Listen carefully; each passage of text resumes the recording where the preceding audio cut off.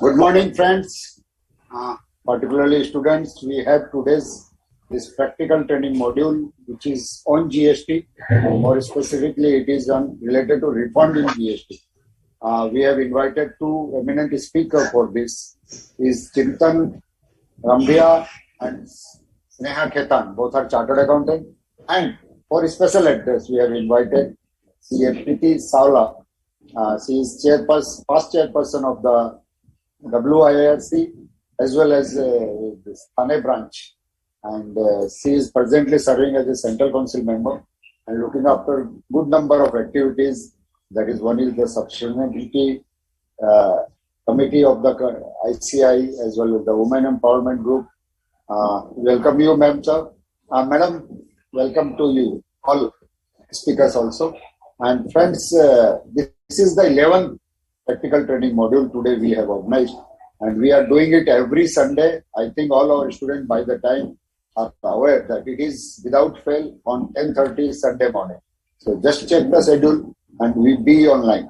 Don't wait for the what is going to happen or whether this pamphlet is reaching to you or not. We are doing everything, that is the company law, income tax, GST. Now we will also move to the content audit and internal audit, how we have to conduct it. Because this is a practical module, we understand that all our articles are not getting full opportunity, are not getting the sufficient opportunity to practice or to have experience in all these fields. So we are trying to give this experience through our faculties, considering the practical aspect of the subject. Technically, you are doing in your syllabus. Whatever we are doing here is we are discussing how practically to implement your knowledge. This is a skill enrichment board initiative. We always call skill means whatever you know technically. If you do it practically, then it will become your skill. So we are just here to enhance the skill, all of you. Once again, thanks to faculties for accepting our invitation and be here. And now I am requesting CFPT Salva to address all of you. Madam, over to you. Thank you. Thank you, Sushil Bhai. Central Council member CA Sushil Kumar Goyal ji, and Chairman of Board of Study Skill Enrichment, and Vice Chairman has also joined CA Sridhar Mupala, who is the newly elected along with me as a Central Council member from South and serving as a Vice Chairman of this Board of Studies Skill Enrichment. So first of all, I really congratulate and compliment this Board of Studies Skill Enrichment for doing this wonderful series of skill enrichment, articleship training kind of thing. It is more practical way, because I believe and I have experienced that whatever we do in 3 years of articleship, that only we do in future in our practical form whenever we are practicing or whether we are in industry also. So this 3 years of articleship is of immense importance. And when this Board of Studies under the leadership of CA Sushil Goyal ji and CA Sridhar Mupala ji is doing such a wonderful series, it's and you people, you all students are really lucky that all of you get this kind of training, so that you can actual training is enhanced, and because of this it will really helpful in doing this practical training of your articleship. Further, nowadays all of you have seen and observed that the exams are also case study based. So if you do your practical training, the articleship in proper way, you will be able to attempt your exams also in much better way. Because open book exams, you can go along with your books, but if you have not done this practical training or articleship properly, you won't be able to attempt only. So this is like a cascading effects. So I, on this basis, all of you, I welcome to this series 11 series you have completed, Sushil Bhai and Sridharji. Hats off to you and all you people. Take this practical training articleship as well as your exams also. So once again, I thank Board of Studies, Skill Enrichment Board for inviting me and sharing my views. And I also, this GST refund is one of, see, 5 years has been over since the GST has been implemented. The systems are set. However, a lot of issues we are facing while practicing this GST, and GST return refund is one such kind of issue. So practical, how this GST refund will be claimed, what procedure is to be followed. This is one of the best topic which has been selected by Board of Studies. So my compliment, and I know that Chintan and Sneha are experts into this and regularly doing this kind of practice. So friends, with these few words, I once again welcome all of you and thank you again, Board of Studies, Sushil Bhai, Sridharji, for inviting me. I wish you a happy learning. Thank you very much. Thank you for your kind words and motivating words to the students. Thank you, Prithiben, for coming here and spending time. Now I am requesting our Vice Chairman, Sridhar Mapala. He is from Hyderabad and very close to a student, I can say, about Sridhar. So, Sridhar, over to you to address the student. Thank you, sir. Good morning, Chairman, sir. Good morning, my colleague in the council, Preeti Madam, and our BOS team who have been relentlessly working, and every Sunday they're taking out time to organize the event. And our speakers for the day, Chintan and Sneha. A very good morning to all the students. Welcome to the 11th live webinar.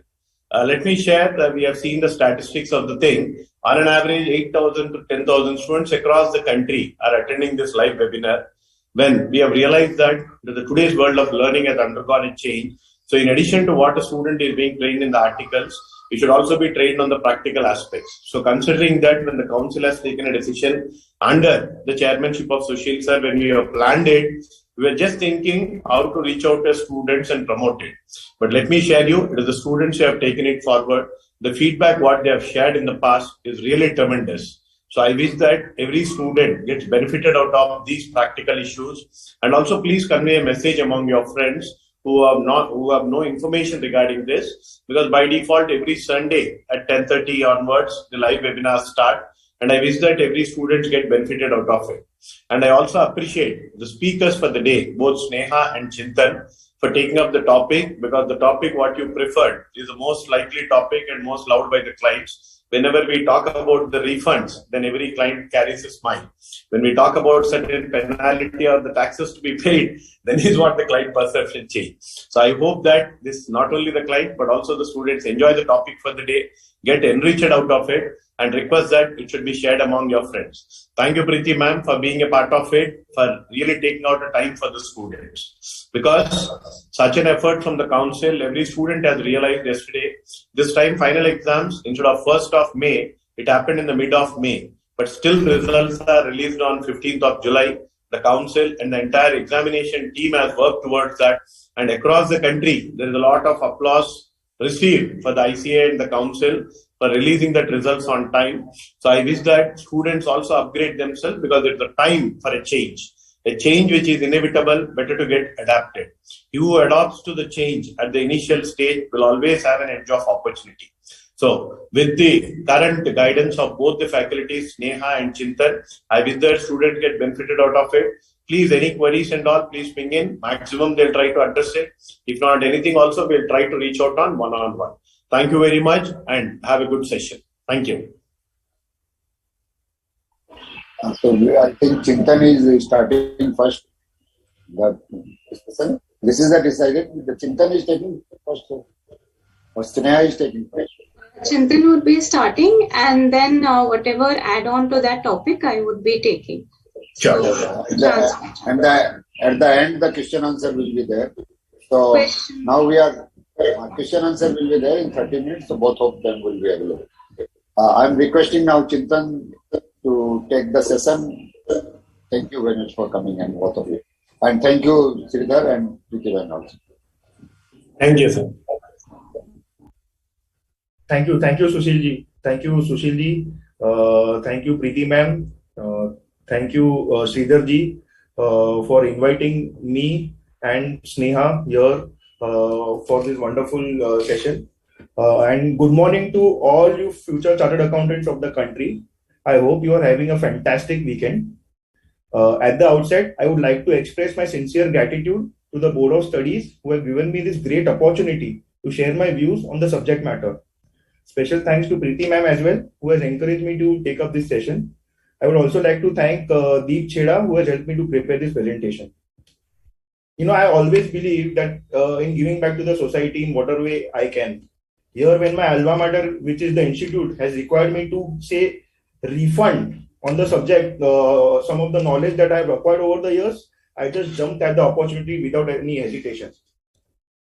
I'm also so glad that ICAI is taking so many efforts to develop the skill of future chartered accountants of the country by being relevant and keeping on innovating to help its students. Providing practical training is the hallmark of CA curriculum, and by starting this series of sessions for students to provide practical training, it is a step in the right direction. So generally, when I take the sessions, I like to be a two-way communication. Since we have gathered here in a virtual mode, I would like you all to be very interactive and communicate on the chat box. In the middle of the presentations, some examples have also been prepared so that relevant concept can be understood in a better manner. So I'll just share the presentation. 1 second.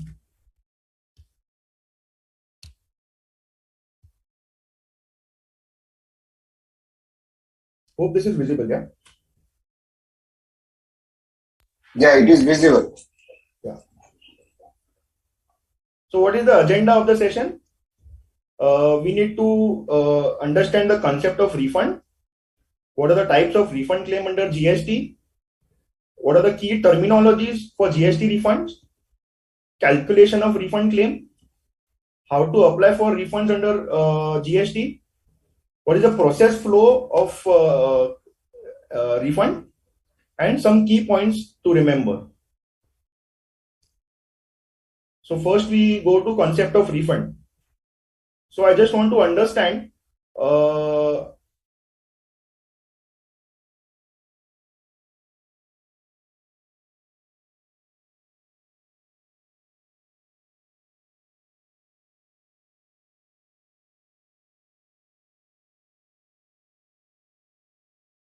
electronic credit ledger of the taxpayer while closing his business. Can that taxpayer claim refund before closing the business?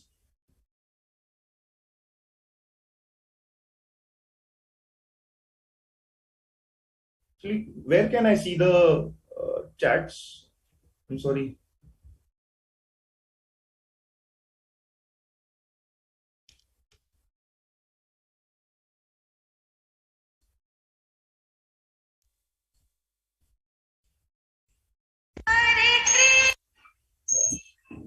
Mr. Chintan, it is not feasible to have the charts immediately available to you.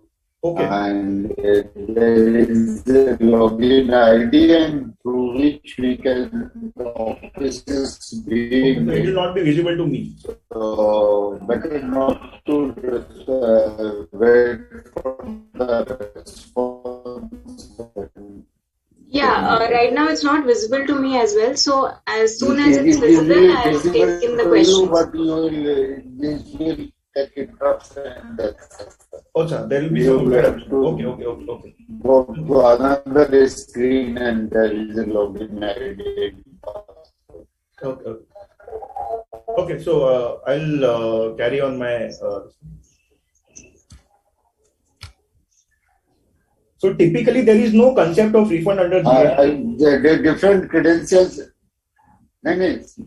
Different credentials are there that must be shared by you. If you log in from that credentials, then only it will be. Okay. No problem. Platform, it is not visible. Okay. So typically there is no concept of refund under GST.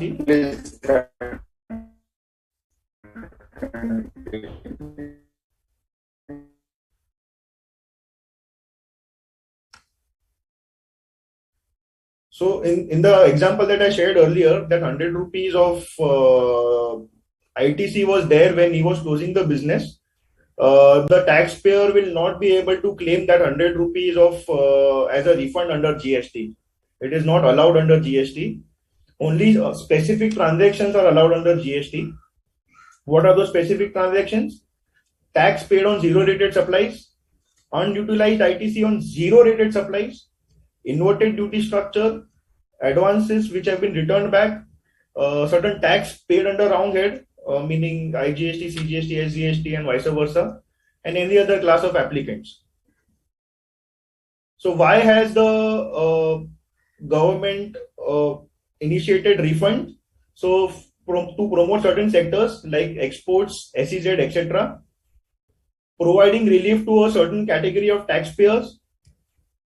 Taxes which have been paid erroneously obviously needs to be refunded back, and tax paid on supplies which were ultimately not made to the recipient of supplies.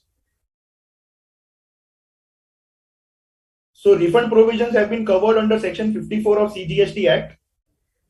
As per Section 54, subsection 1, any person claiming refund of any tax and interest may make an application before the expiry of 2 years from the relevant date in such form and manner as may be prescribed.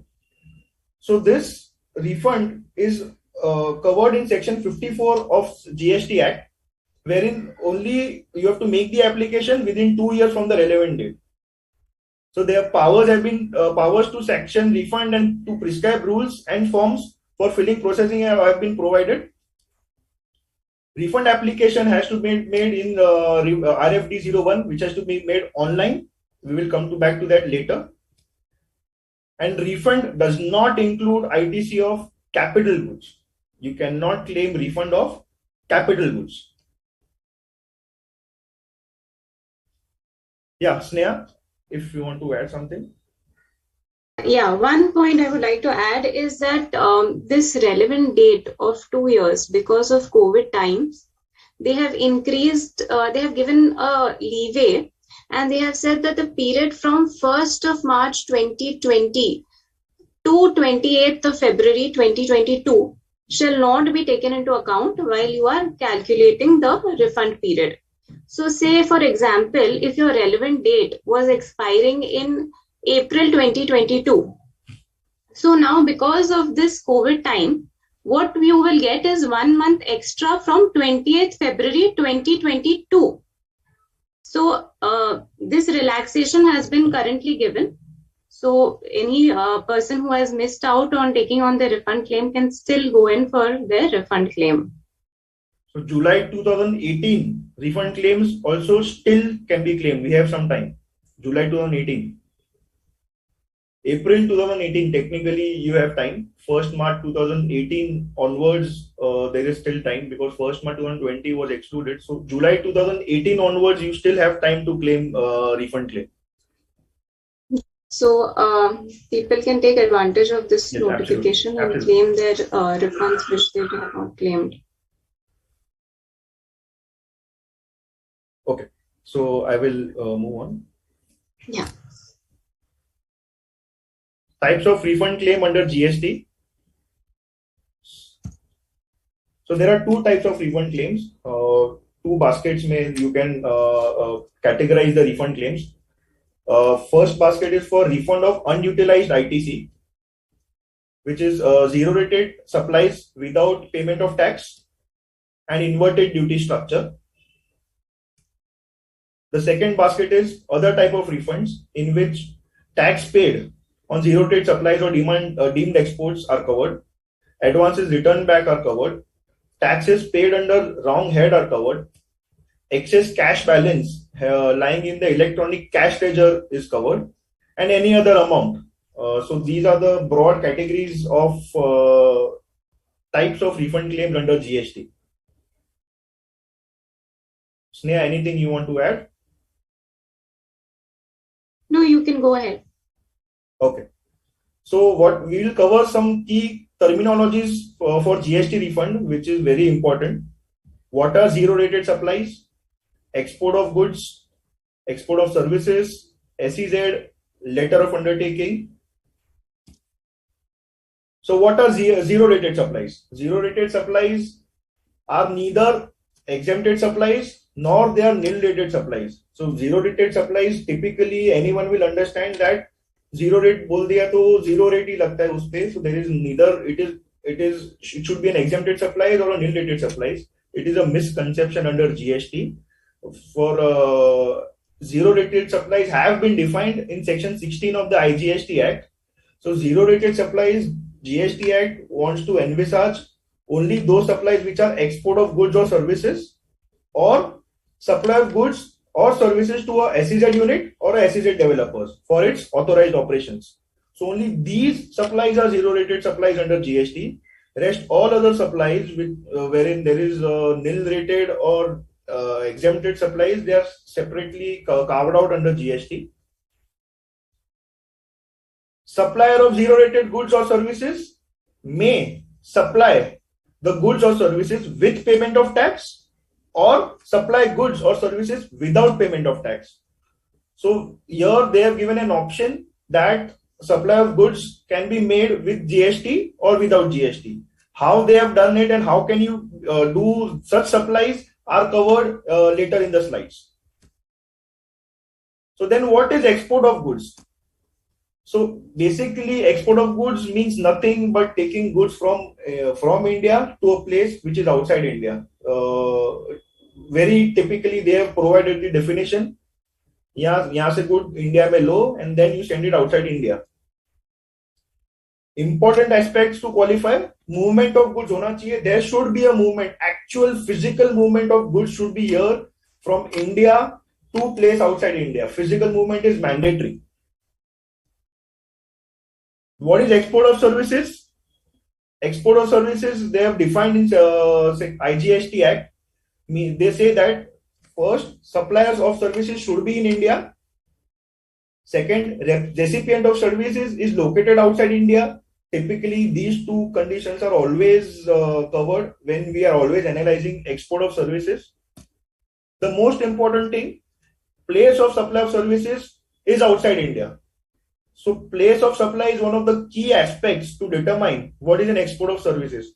How do you determine place of supply of services? Place of supply of services, there is section 13 in GST Act, wherein they have given all the conditions and subsections which particular specific place of supply of goods or services have been mentioned, and the place of supply of those services have been mentioned. So if your place of supply you have determined that is outside India, then only this particular section you will be able to qualify as export of services. If you are not, if the place of supply is not outside India and it is in India, then it might not qualify as export of services. Then another important condition is payment is received in convertible foreign exchange or in Indian rupees wherever permitted by RBI. So only from my knowledge, only in Nepal and Bhutan this is applicable, wherein Indian rupees is permitted by RBI. Rest all the other countries you have to receive mandatorily in convertible foreign exchange. If the payment is not received in convertible foreign exchange, you will not be able to qualify as export of services, and in fact that services will become taxable. It will not again be an exempt services, it will directly be a taxable service. And supplier of service and the recipient of service are not merely establishment of a distinct person, meaning they are not branch of that person. A subsidiary company and the holding company having their legal entities under their respective Companies Act of that particular countries are considered as distinct persons. But you may have heard about liaison offices, which are branch offices here in maybe in India and of the abroad office.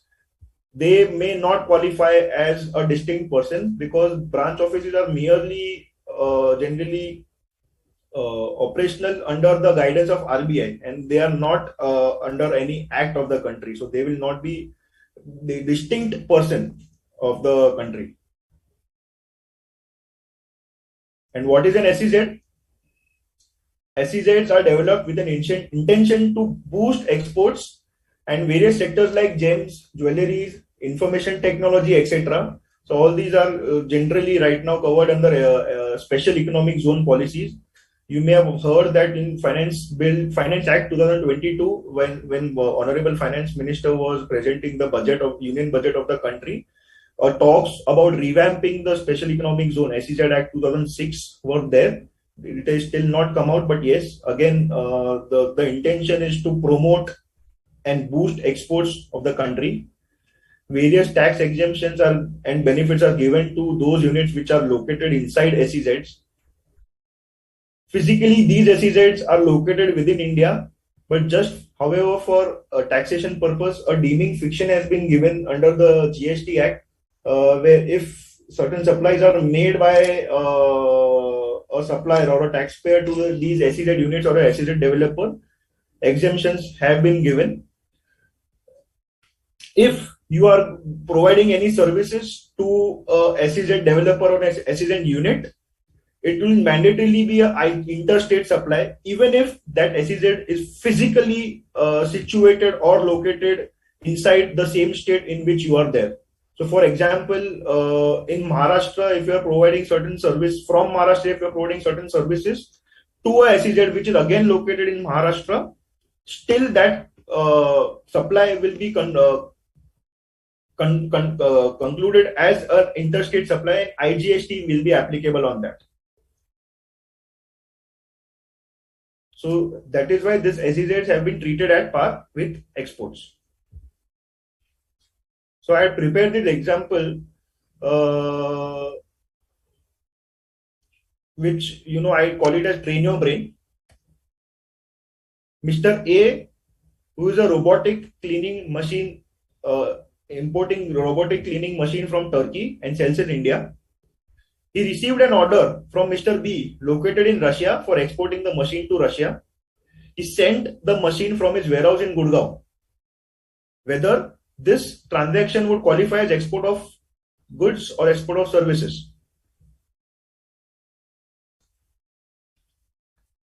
Of course, it will qualify as export of goods. Why? Because there is a movement of goods, physical movement of goods from India to Russia. So from Gurgaon's warehouse, the machine is being sent to Russia. That is why it is export of goods.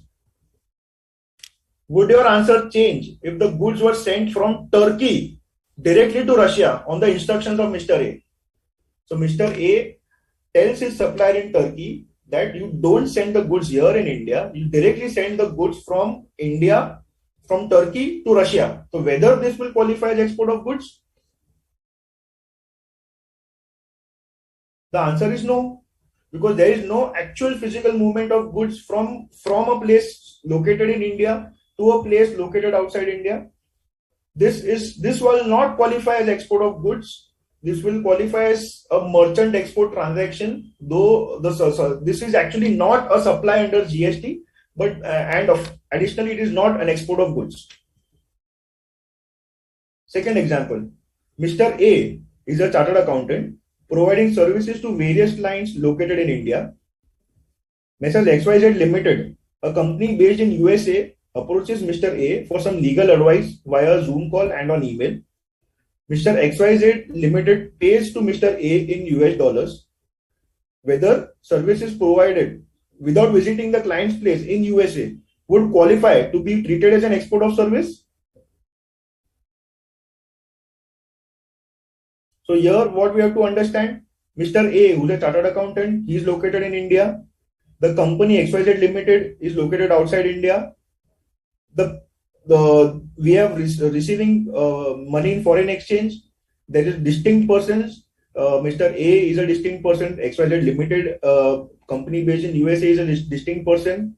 So now the only thing that needs to be looked at is whether the place of supply of this particular service is provided by Mr. A to XYZ Limited located in USA will qualify to be in that place of supply to be in India or outside India. So we have to look at the place of supply of services under section 13 of IGST Act and determine whether this particular services qualifies to be in India or outside India. This particular services, when you go and see, is coming under the general this thing, wherein wherever the service recipient is located, the place of supply will be of that location. So in this case, XYZ Limited is located outside India. That is why place of supply will also be deemed to be place outside India. And that is why all those conditions of export of services are getting fulfilled, and that is why this particular services provided by Mr. A to XYZ Limited will qualify as export of services. Now, would your answer change if the payment is made in INR?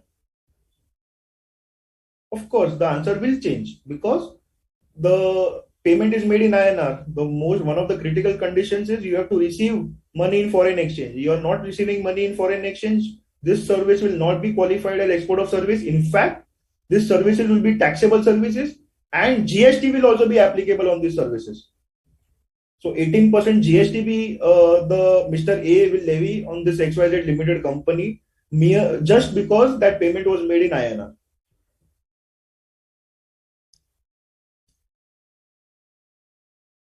Mr. A, who is a commission agent providing services to ABC Limited located in Turkey, he procures purchase orders in India for the goods sold by Messrs. ABC Limited, and Messrs. ABC Limited pays commission to Mr. A in foreign exchange.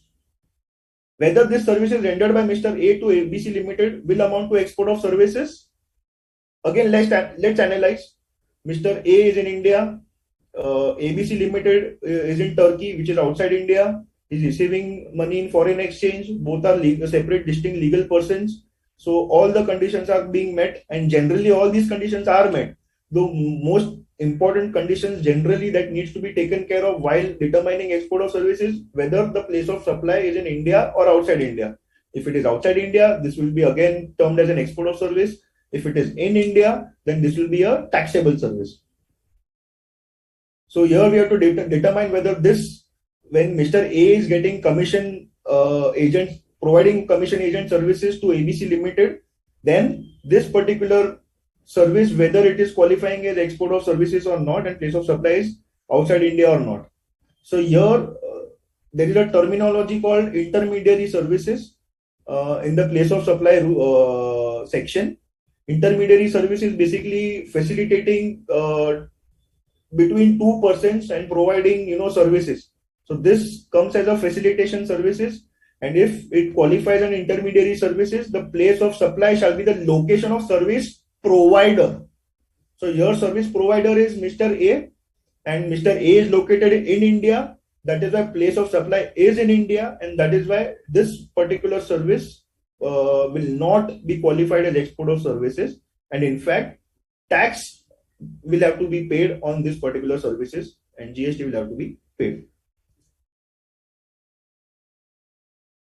So what is the difference between with payment of tax and without payment of tax? So earlier I mentioned that zero rated supplies can be made with payment and without payment. So with payment meaning whatever services you are providing, zero rated, if it qualifies as zero rated supplies, still 100 rupees पे आप 18% 18 rupees आप GST pay करोगे with payment of tax. That is the with payment of tax वाला concept. And without payment of tax is 100 rupees services, and you don't pay tax on this to GST. Okay, so 18 rupees bharo and then refund claim karo. 18 rupees mat bharo, and still there are certain ways you can claim refund. So with payment, so tax is paid by utilizing ITC and cash. So if I'm making 100 rupees zero rated supplies, okay, and there is 18 rupees that needs to be paid by me. So that 18 rupees can be paid by me by utilizing the electronic credit ledger as well as electronic cash ledger. So it is not necessary for me to discharge that 18 rupees only through electronic cash ledger. You can of course utilize electronic credit ledger as well, meaning that all the ITCs can be utilized. You can get that 18 rupees, the entire 18 rupees back, not just that portion of the money which is you have paid by cash. For example, if you have paid that 18 rupees by utilizing an ITC and you have not paid cash at all, still you are eligible to claim that 18 rupees as refund, and that 18 rupees will ultimately come back to your cash account, in your bank account. So that ITC can be converted into liquidated into cash by the taxpayer. Refund of amount is gross amount of tax that we full 18 rupees you will get. ITC on capital goods can also be utilized on this because refund नहीं मिलेगा capital goods का, but मैं जब भी if I am making the payment of IT tax while making zero rated supplies, I can also utilize my ITC on capital goods while making the payment of tax, and you can still claim the refund. And these are restricted to certain notified supplies. These supplies have not yet been notified. They were supposed to get notified through Finance Act 2021. They have not yet been restricted. So today you can do, you have the option to choose between with payment and without payment of tax. In without payment of tax, of course, there is no payment of tax. You can claim refund of unutilized ITC. So while making those supplies of goods or services, whatever inputs are there, the ITC, the refund of those ITC can be claimed. So basically, the burden of ITC should not be borne by the exporters. That is what the government intends to do. And refund will be provided as per prescribed formula only if LUT and bond available. So if LUT and bond is not available, you cannot make payment without tax. And the refund of ITC on capital goods cannot be claimed. So here you cannot claim ITC of capital goods. And you can do this on all supplies. All supplies meaning all zero rated supplies. So we understood what is letter of undertaking previously. You need letter of undertaking. So what is letter of undertaking? Who has to furnish this letter of undertaking? Any person availing the option to export without payment of integrated tax has to furnish LUT, which means he will bind himself to pay the IGST in the event of failure of export of goods or services. So in case he is binding to the President of India that agar my services that I am claiming that these services are export of goods or export of services, and then ultimately they are not export of goods or services, then in that case a binding has been will be undertaken with the taxpayer to the President of India stating that I will make the payment of GST. For what time is this LUT valid? It is valid for entire financial year. So you have to make an application once before in the entire financial year. Unless it is cancelled by the issuing authority, you have to ensure that before that you are making these zero rated supplies and you want to make those zero rated supplies without payment of tax, then before that particular date, you can apply for LUT. You cannot say that I have made the export of goods or services and then after that date I am applying for LUT. It will be a very challenging thing for the taxpayer to state that it is just a procedural thing and I should be allowed still to make export of goods or services without LUT. And you have to end up in courts, and then maybe the courts will rule it is just a procedural lapse and the substantive benefits cannot be overruled for this. But it is necessary, it is in a conservative view, please take LUT before making all those export of goods or services if you want to do without payment of tax, and you have to take this LUT. Generally 1st of April, before 1st of April you can claim. In fact, 15th of March, just the 15 days before the start of the new financial year, this particular thing starts on the portal to apply for LUT for the next financial year. Who all are eligible to export under LUT? This facility is not available to those who have been prosecuted for any offense under GST Act or erstwhile laws. So erstwhile laws is VAT, service tax, excise, etc., where tax evaded was more than 2.5 crores. And what is the alternative if not eligible for LUT? So these persons have to file bond, which will make binding themselves to make payment of taxes. So bonds are generally 15% of the 15 or 20% of the bank guarantees basically that you have to give to the authorities. So your actual cash outflow and your cash will be blocked. The money will be blocked in the bank account and you will not be able to utilize that money if you want to go under this option of bonds. Under LUT, there is no cash blockage at all. So what is the process of filing LUT? You have to file form GST RFD 11 which is filed on portal for each financial year. Attach LUT furnished of the previous financial year. If there is no LUT of the previous financial year, it is okay. Select the declarations in the checkboxes. You have to provide 2 independent and reliable witnesses to sign the LUT application. So basically, if you are signing this LUT application, those witnesses are signing the application. They must be those persons who will vouch for the taxpayer. If there is an absconding case, then the department will catch hold of these 2 reliable witnesses. कि भाई ये बंदा कहाँ गया? Please let me know. Save the form and sign it and submit it to DSC or EVC.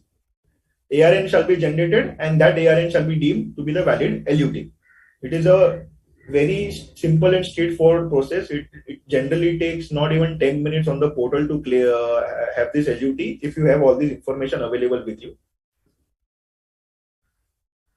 So I have attached the screenshot from where you can, apply for LUT. You log in, go to services, go to user services, and you click on furnish letter of undertaking. Then this particular screen will come. LUT applied for financial year, you have to select, upload the document. In the bottom, you will be able to see that you are writing to the President of India, acting through the proper officer. So basically, this LUT you are writing to the proper, binding yourself to the President of India. You have to check box A, B, and C. Okay. Then you have to enter the name of witnesses. And then ultimately name of primary or an authorized signatory, place. Then save, preview, sign and file with DSC. So this is what it was. Yeah, Sneha. Yeah, one thing I would like to add is that in case of an LUT, there is no need for an LUT in case where you're making an export of exempt supplies.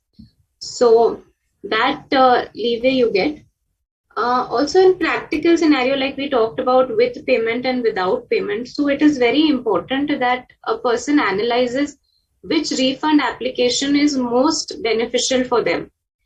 So with payment, you would get a refund of capital goods, but you also have to keep in mind in case your outward supply is of a very low rate.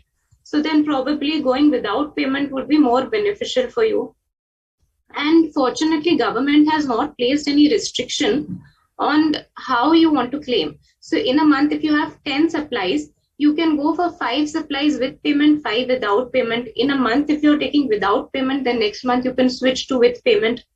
So while making a refund application, make sure that you make an application such that you optimize your refunds. You can continue, Chintan. Yeah. So calculation of refund claim. So we understood that you can claim the refund claims. So the calculation of refund claims, especially when you are claiming for unutilized ITC, basically you are making zero rated supplies without payment of tax, and you want to claim ITC of those particular refunds. So you can, there are certain provisions that are there: zero rated supplies without payment of tax, with payment of tax, and inverted duty structure. So what is the refund formula for without payment of GST? Maximum refund amount is turnover of zero rated supplies divided by adjusted total turnover multiplied by net ITC. Okay, simple. ITC availed is 5 lakhs. Zero rated turnover is 25 lakhs. Other turnover is 75 lakhs. So what is my refund amount that I'm eligible for? Maximum refund amount 25 lakhs, which is my zero rated turnover, divided by adjusted total turnover. Adjusted total turnover will mean 25 lakhs plus 75 lakhs, it will be basically this is a proportionate formula that refund will be available only to the extent of you making zero rated supplies without payment of tax. Okay, so 25 lakhs will be also be added in adjusted total turnover.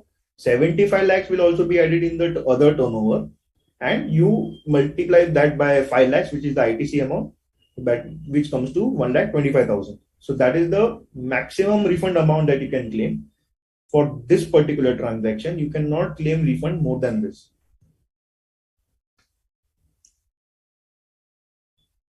So here ITC availed is 35 lakhs. Okay, another example. ITC on capital goods, which is included above, is 5 lakhs.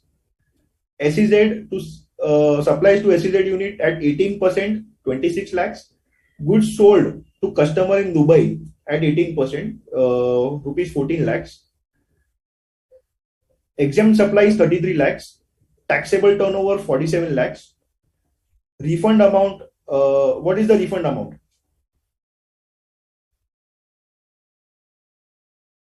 So here, firstly, if this particular payment transaction is made without payment of tax, here, firstly, net ITC will be only 30 lakhs. You have to exclude the ITC of capital goods of 5 lakhs. You cannot claim refund of capital goods. Okay, so the net ITC will be 30 lakhs. Supplies to SEZ unit at 18%. It is qualified as export of goods. We assume that this is an export of goods. Goods sold to customer in Dubai at 18%. We assume that this is qualifying as export of goods. So 26 lakhs plus 14 lakhs, which is totaling up to 40 lakhs. These are the zero rated supplies of goods. Then there is an exempt supplies of 33 lakhs, taxable turnover of 47 lakhs.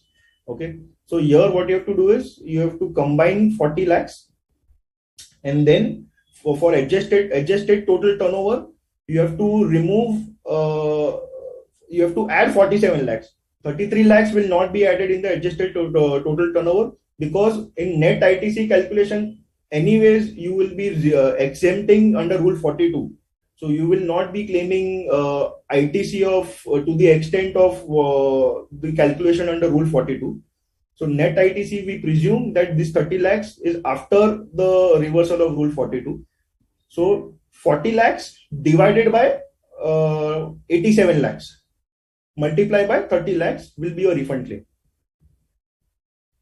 Okay. And how much refund claim if they go with payment of tax?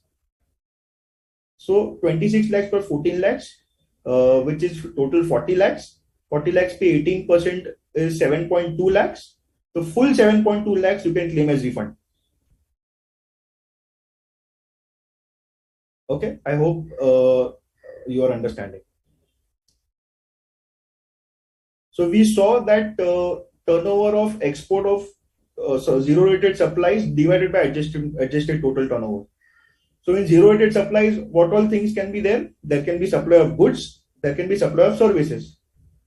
So what are the supply of goods? So what can be the value of goods?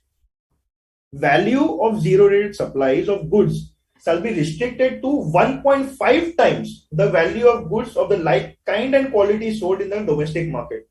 So this 1.5 times particular restriction is there, okay, which was introduced in 23rd March 2020 by the government.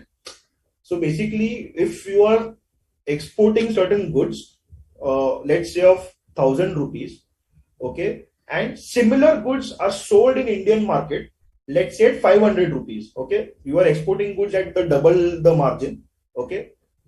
So your value of goods will be restricted, okay, only to the extent of 1.5 times of 500 rupees. Okay, so your value of zero rated supplies, which was 1,000 earlier, will drastically and significantly come down to 1.5 times of 500, which is 750 rupees. Okay, so ultimately your refund calculation, the refund amount will get lower. Before change and after change, you can see here domestic supply of that particular goods has 100 rupees, 100 रुपए में बिकता है माल. For export, that same goods are exported at 250 rupees. Okay, Net ITC 75 rupees. So zero rated supply for rule 89. So basically that formula that we were seeing earlier, okay, was 250 rupees before change. But after change, that 250 became 150. Why? Because 100 rupees ka 1.5 times, which is 150 rupees. So the refund formula has undergone a change. So earlier it was 250 divided by 350, which is 250 plus 100, multiplied by 75 rupees, which is the ITC amount. The refund amount was coming at 54 rupees. Maximum refund that you are eligible for was 54 rupees. But after the change, that value of goods became 150 rupees instead of 250 rupees. But thankfully, even in the adjusted total turnover, you have to reduce the export of goods. You have to again do 150 plus 100 and not 250 plus 100. That would have been cruel by to the taxpayers. So for denominator also, value of export zero rated supplies will be restricted to 150. So 150 plus 100 multiplied by 75, which comes to 45 rupees. So there is a loss of rupees 9 to the taxpayer. He cannot claim this 9 rupees as a this thing merely because of this 1.5 times restriction. What is value of services? Value of zero rated supply of services shall be calculated as follows.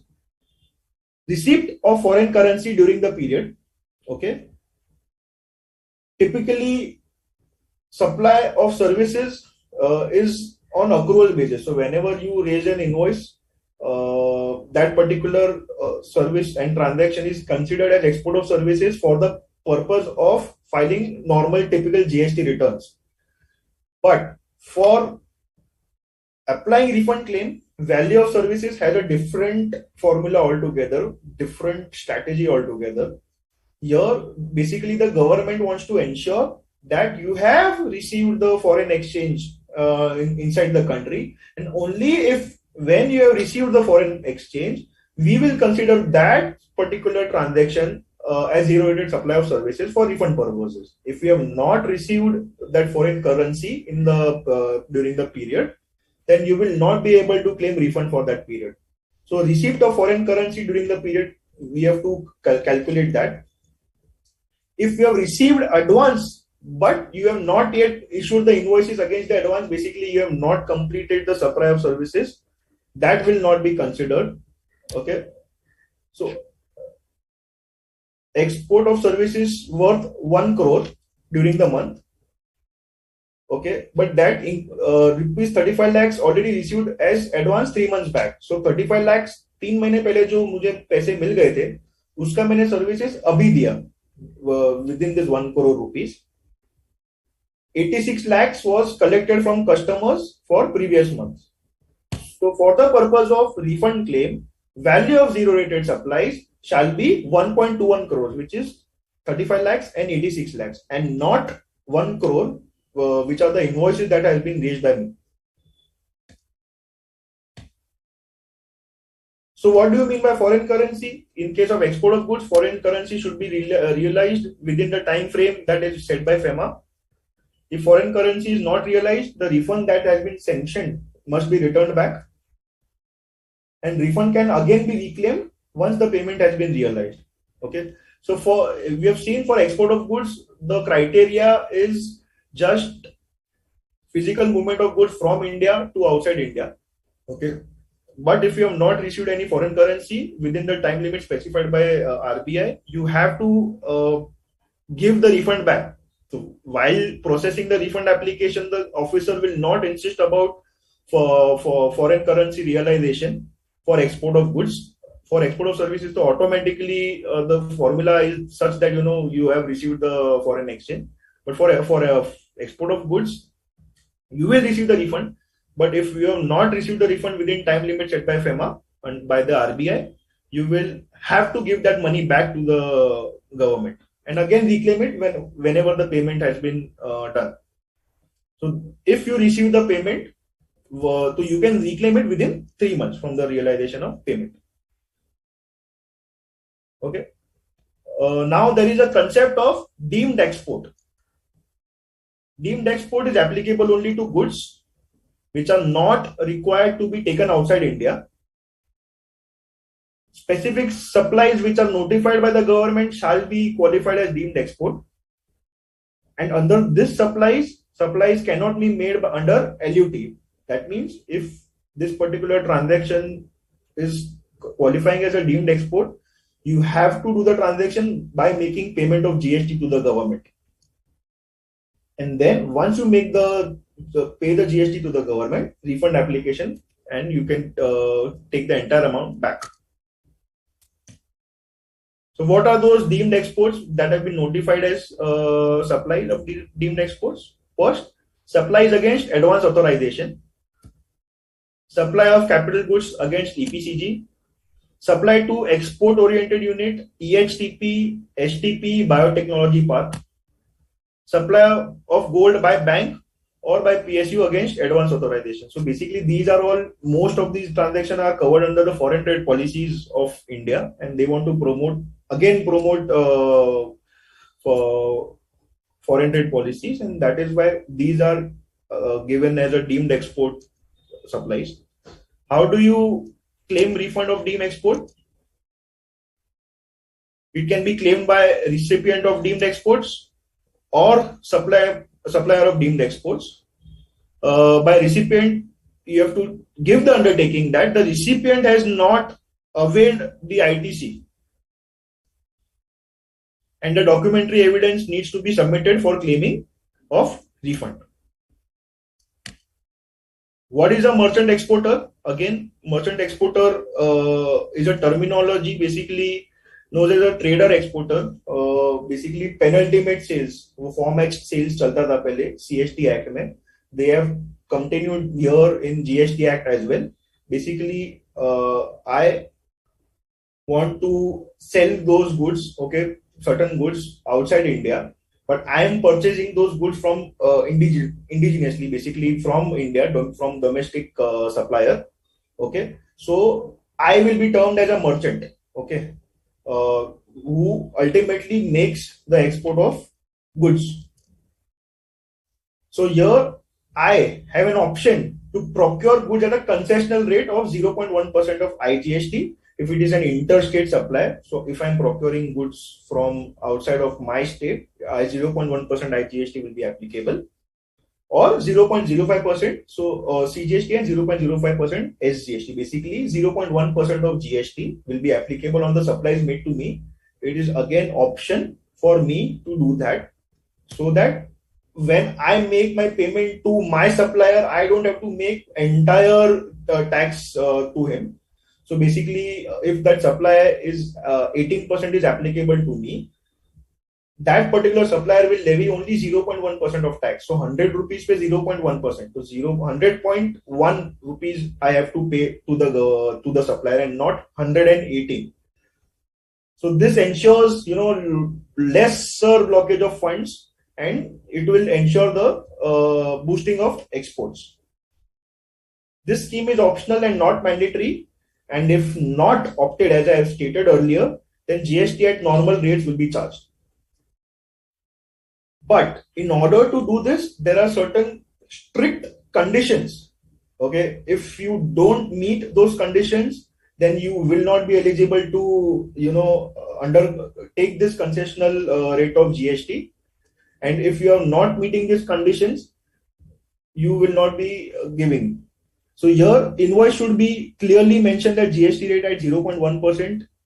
Copy of order placed shall be sent to the jurisdictional officer of the supplier. Supplier should send the goods directly to ICD, airport, land customs. So these are all those conditions. So there is a notification 41 by 2017 under the central tax wherein it's a 2-pager notification. You can read those notification. Each and everything should be fulfilled. All the conditions should be fulfilled. And if the conditions have not been fulfilled, your concessional rate will not be applicable. So basically, this notification generally needs to be seen by the person who is supplying to the merchant exporter. Because if you are not fulfilling those very specific and rigid conditions of that particular notification, then the GST officer will always say that this particular export of goods or this concessional rate of goods is not applicable to you. Okay, and that is why your this supply will, you have to pay that tax of the balance amount. So basically, if your tax payable was at 18%, but you made tax, you paid tax only at 0.1%. So 17.90% will be payable to the government along with interest and along with penalty. So it is a very rigid conditions, and you have to ensure that these all conditions are met properly. Merchant exporter can claim the refund of ITC of 0.1% as well. It is not that if you are claiming this concessional rate of 0.1%, you cannot claim this refund. You can claim this refund of 0.1%. And supplier to the merchant exporter can claim the refund of unutilized ITC under inverted duty structure. So meaning, if I am a supplier of goods, okay, and I am supplying to the merchant exporter, okay, my concessional rate is 0.1%, but my inputs are 18%. So there is always a dichotomy. I mean, I am procuring goods at 18%, but I'm selling goods at only 0.1%. So 17.9% kahan se leke aau? If my major dealings are with all these merchant exporters, so you will end up in having a huge balance in electronic credit ledger. Okay, so that again leads to blockage of funds, because you cannot ultimately claim that money back in the bank, because while procuring the goods you have to make the payment of GST to your supplier. So you can again take this refund claim under inverted duty structure scheme, which is under section 54.3 and which you have to read with rule 89.5. So what is the refund claim under inverted duty structure? It is applied when rate of tax on inward supply is more than rate of tax on outward supply, and refund is eligible only when there is an accumulation of ITC due to inverted duty structure. If there is no refund, and because there is no accumulation due to rate change in rate, you cannot claim a refund of inverted duty structure merely because some rates have changed. 18% से 5% हो गया, and because of which now your accumulation of ITC is there. You cannot claim refund because of that. So what is the maximum refund amount under inverted duty structure? Turnover of inverted duty supply divided by adjusted total turnover into net ITC, okay, and minus tax payable on inverted retail supply of goods and services. So here there is an example: supply at 5.5%, okay, and supply at 18%, and net ITC. So there are certain supplies which I have to make. I have made under 5%, but my inputs were at 18%, because of which there is a 13% gap. Okay, so that 13% gap I need to fulfill. Okay, certain supplies I make are at 18%, which is normal. My inputs are also 18%. My output is also 18%, which is fine. It is not leading to cascading effect and inverted duty structure. Okay, so in order to make this supplies, my net ITC was 80,000. So pro rata ITC I will be able to get. Okay, 1 lakh divided by 2.5 lakhs multiplied by 80,000. So my total supply is of inverted duty structure is 1 lakh. My total supplies is 1 lakh plus 1 lakh 50,000, which is 2.5 lakhs, and 32,000 is the net refund claim. Okay, net refund that I can claim is 32,000, which is pro rata ITC, minus 5,000, which is the tax that I have paid. 1 lakh पे 5%. Okay, तो 1 lakh पे 5% that I have paid, उसका refund मुझे नहीं मिलेगा. Pro rata ITC minus tax payable on inverted rated supplies of goods and services, वो you have to deduct, and ultimately your net refund will be 27,000 rupees.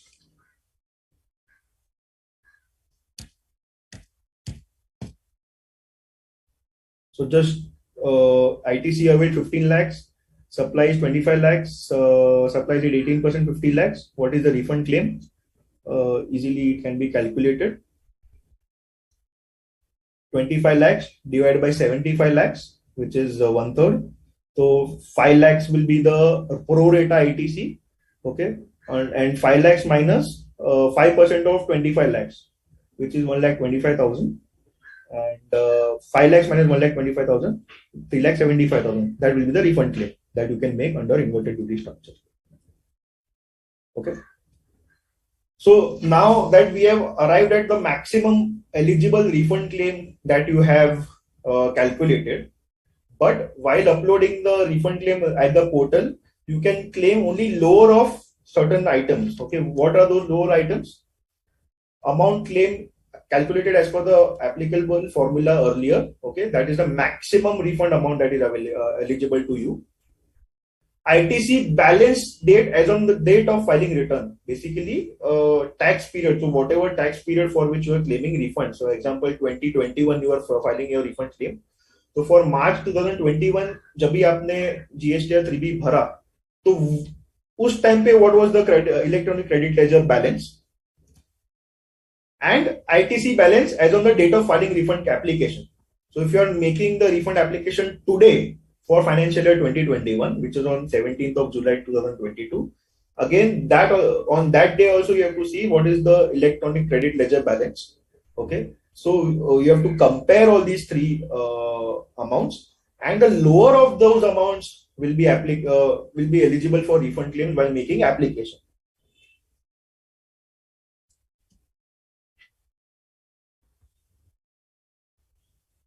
So as I spoke earlier, refund amount as calculated, if it is 7,000, balance in electronic credit ledger after filing GST 3B was 4,000.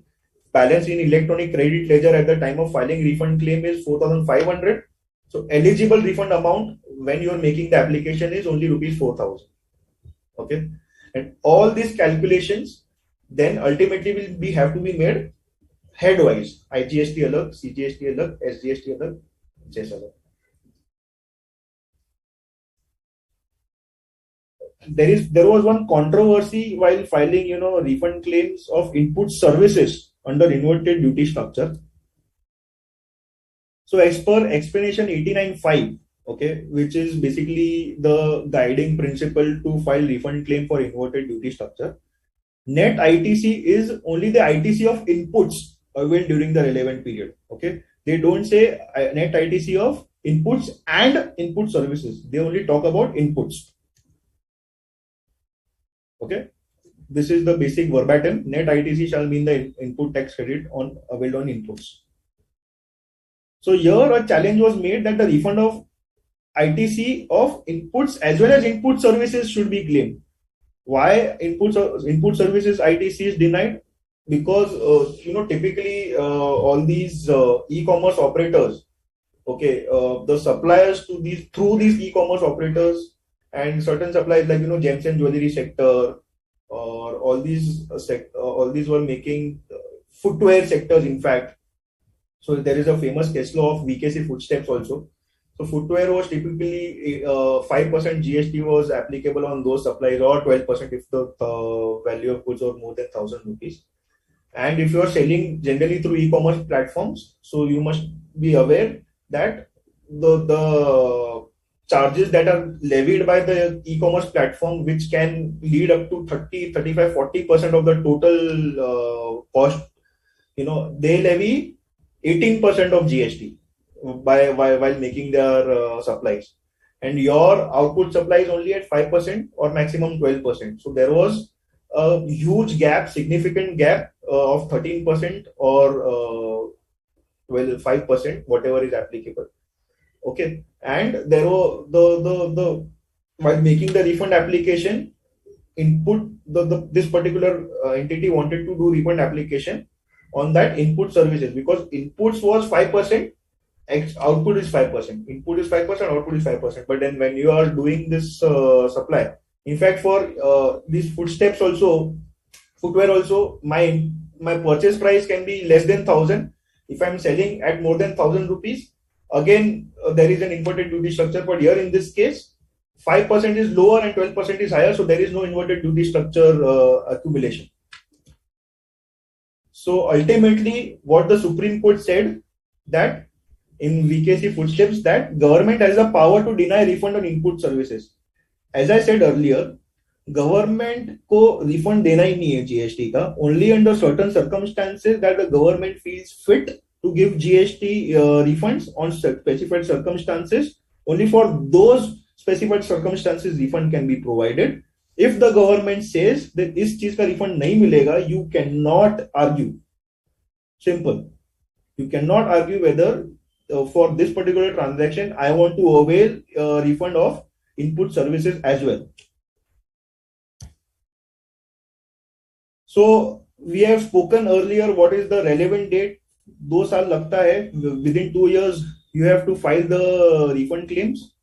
So for export of goods, the relevant date shall be calculated from the date on which vehicles carrying the goods outside vehicle carrying the goods leave India. Export of services, date of receipt of the payment. Export of services advance, date of issue of invoice shall be the date on which 2 years will start. For deemed exports, date of filing of GSTR 3B is the date of relevance. For merchant exporter, again, date of filing GSTR 3B.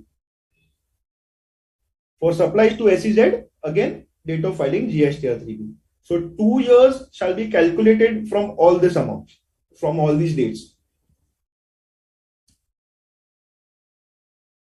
Yeah, Sneha, anything you would like to add, or if there are any questions from the participants that can be answered? There are a few questions, but I think we'll take it up towards the end. Okay. Yeah. Okay, so I move on to how to apply for the refund claims under GST. So what are the stages of refunds? First, of course, you need to apply. Without application, you will not get refund. Then there is processing. Then there is provisional refund. Then there is a final order. And then if you are not happy with the final order, then appeal stages. So these are the typically 1, 2, 3, 4, 5 steps of claiming refund. यहाँ दिखता 5 है, but if there is a rejection of refund claim and then you go to appeal and all that particular refund claim मिलते it can get up to 7-10 years as well. Refund application has to be made within 2 years. Multiple tax period can be clubbed together.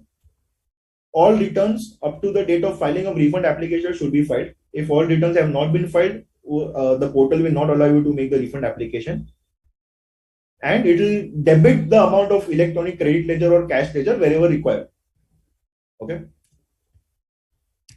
So what are the documents that are required while filing the application? Documents that have been prescribed under Rule 89(2). Okay. I've listed them down in the subsequent slides. List of outward supplies as per annexure. Documents prescribed in annexure A of Circular 125/44, 2019. Statement of ITC claimed in invoices as per annexure B. So Circular 125 here is of immense importance. I think 18 November 2019 is the date on which the circular was issued. Circular 125 is basically a master circular. Before filing the refund claims of any types, you should refer to this particular Circular 125, because practically the officers these days are specifically referring to Circular 125, and if at all any documents which have not been uploaded, which have been mentioned in Circular 125, Annexure A and Annexure B, if they have not been uploaded, they can issue a deficiency memo. And then you have to give a declaration of unjust enrichment. Basically, unjust enrichment means nothing but the burden of GST has not been passed on to the consumers. Okay, I have the burden of GST. Why I am claiming refund? Because there is a burden of GST on me, and the government has given some certain relief for my transaction that I am undertaking, and please give me refund. So if the refund is less than 2 lakhs, a self-declaration needs to be uploaded along with the refund application. And if the refund is more than 2 lakhs, a CA certificate is applicable and it has to be given and as a declaration. Okay. What are the documents that needs to be uploaded with the refund application? So I have divided into 4 parts. Okay. For sales, you have to provide export invoices, shipping bills, and bill of lading, and statement of invoices. Statement of invoices in Annexure A of Circular 125. Then for purchases, statement in Annexure B and GSTR 2D. For GST and GST return, you have to upload copies of GSTR 3B and GSTR 1. And declarations, you scan copy of the declaration. So all these needs to be uploaded online. So how do you file refund application online? Once you log into the GST portal, you go to the services tab. You go under refunds and you have to go application for refund. And this particular slide, this particular tab will open. For example, you want to apply for refund of ITC on export of goods and services without payment of tax. So you click this particular radio button. Then please select the tax period for which the application needs to be filed. Okay, so from period to period. Here one thing needs to be taken care is if you are filing for example, financial year 2021. So all the previous refund application also needs to be filed, okay, stating that either they are nil or of course if you must have filed earlier, then not a problem at all. But if you are filing the applications for example, let's say for example, financial year 2021 is the first time you are making refund claim application under that particular head without payment of tax wala. So prior all the applications from financial year 17-18 to financial year 19-20, again that needs to be filed as a nil. So basically OTP मांगेंगे और आपको वो particular मांगने के वो nil है. So basically now for those particular years you will not be able to claim refund under that particular tab.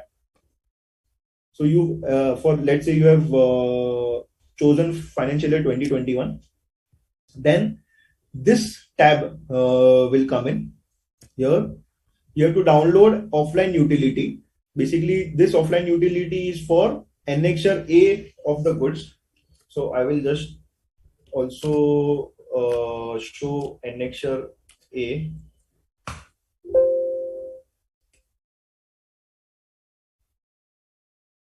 I'll stop this sharing and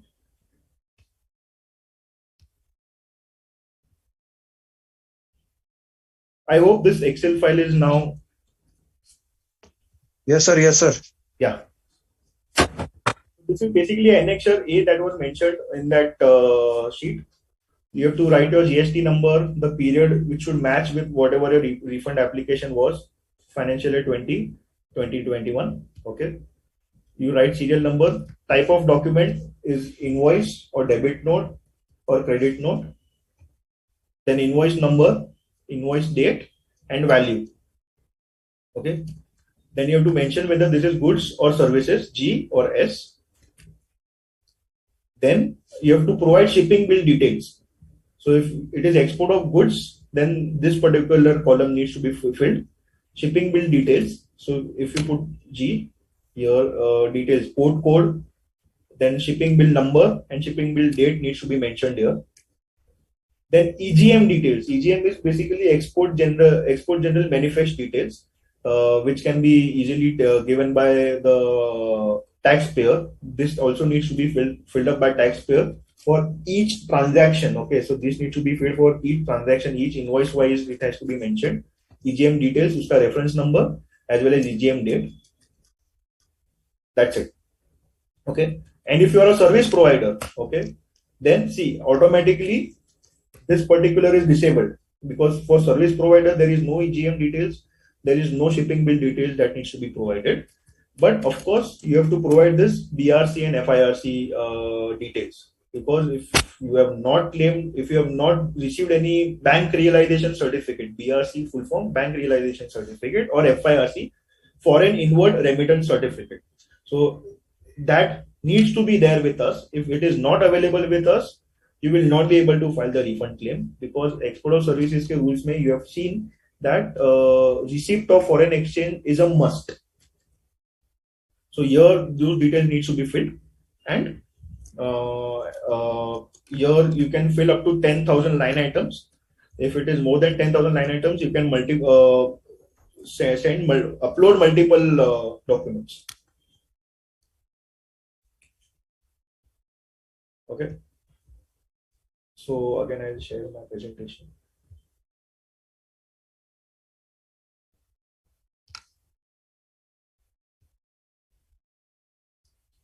So once you download and then generate the JSON file, you have to click on upload the details of export of goods and services. A tab will come and you have to upload that JSON file. Then when you go down, you have to computation of refund claim will be done. Okay. Here turnover of zero rated goods or supply and automatically based on the JSON file that has been uploaded will be provided. Net input tax credit for that period will be auto-populated out here through GST or 3B returns. Okay. And maximum refund claim will be 1 multiplied by 3 divided by 2. So this is the basically the formula that we had seen earlier. Adjusted total turnover plus export of goods plus export of services divided by adjusted total turnover multiplied by net ITC, and maximum refund claim application will be done here. Here they are calculating the net ITC on gross basis, meaning IGST, CGST, SGST सब एक साथ calculate होके यहाँ पे आता है. Okay, then amount of eligible refund. Okay, so now then they are trying to bifurcate. Okay, so here balancing electronic credit ledger at the end of the tax period for which refund claim is filed. So basically, if you are filing for financial year 2021, so as on March 2021, what was the balance in the electronic credit ledger? Headwise, IGST, CGST, SGST, and cess will be auto-populated here. Balance in electronic credit ledger at the time of filing of refund application, again it will be auto-populated here in the second column.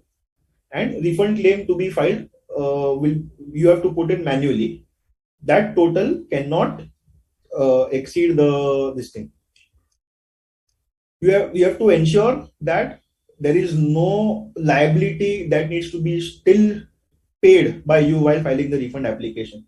If you are making a refund application and some liability is still pending to be paid, generally liability kabhi pay aata hai. So if there is an interest that needs to be payable when you have not made payment, or order has been passed by the government, but you have not yet made the payment to the government basis that order.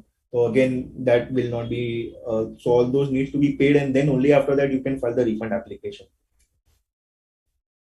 So computation of refund claim will be done in this manner. Then bank account number you have to mention here. So which bank account details that you want to mention. Typically, in my experience, you select that bank account on which you have been getting refund claims. So for refund claim 1, if you are selecting bank account A and you have gotten the refund under that bank account A only, so it will be easier that if you select that bank account A only for the subsequent refund claim files. Okay, if you select bank account B and for some reason it is not validated internally by the public finance management service team, okay, then you will not be able to get refund claim smoothly, basically. Then all those documents that were mentioned, okay, declarations, Annexure B, GST 2B, GST returns, your whatever additional thing that you want to apply, okay, you choose file here, okay, but the description of the particular file that you want to upload should be alphanumeric with special characters, that is hyphen and slash, and the file name, okay, file name should only have alphanumeric with a special character underscore, okay, underscore के अलावा कुछ भी रहेगा slash dash, the file will not be uploaded at all. In my practical past experience as well, if the file name is too huge, Again, that particular thing generally doesn't accept. Okay, so it should be only alphanumeric. Special character should be underscore. Only PDF format is allowed. Okay, maximum file size of each file should be 5 MB each, and maximum 10 supporting documents can be attached. So basically 50 MB of documents can be uploaded, divided by 10 file each, and maximum size of each file should be 5 MB each. Then you tick box LUT आपको upload करना है. Then you have to save, preview the application, and then submit. For example, if you want to refund for excess balance in electronic cash ledger, if you want to apply for, you tick mark this. Automatically, next particular thing will appear is balance available in the cash ledger, headwise, tax, interest, penalty, fee, etc. Enter the amount of refund claim that you want to file here manually. Again, as mentioned earlier, electronic liability ledger में कुछ भी पैसा नहीं होना चाहिए, liability नहीं होनी चाहिए. If that liability is not there, then you can apply for refund claim. Select the bank account, upload the documents, and you can save. Then once this refund application has been done, how to track your refund application? You can go to services, go to refund, and track application status. Click on that. This particular page will open. Okay. Here either आप filing here you choose कीजिए, आपने कभी file किया था, या तो फिर AR आप उसको सर्च कीजिए. So based on the search results, 1, 2, 3, 4, 100 results will come in. Okay. And whatever particular refund application you want to see, what is the status of that refund application, you can see the application status.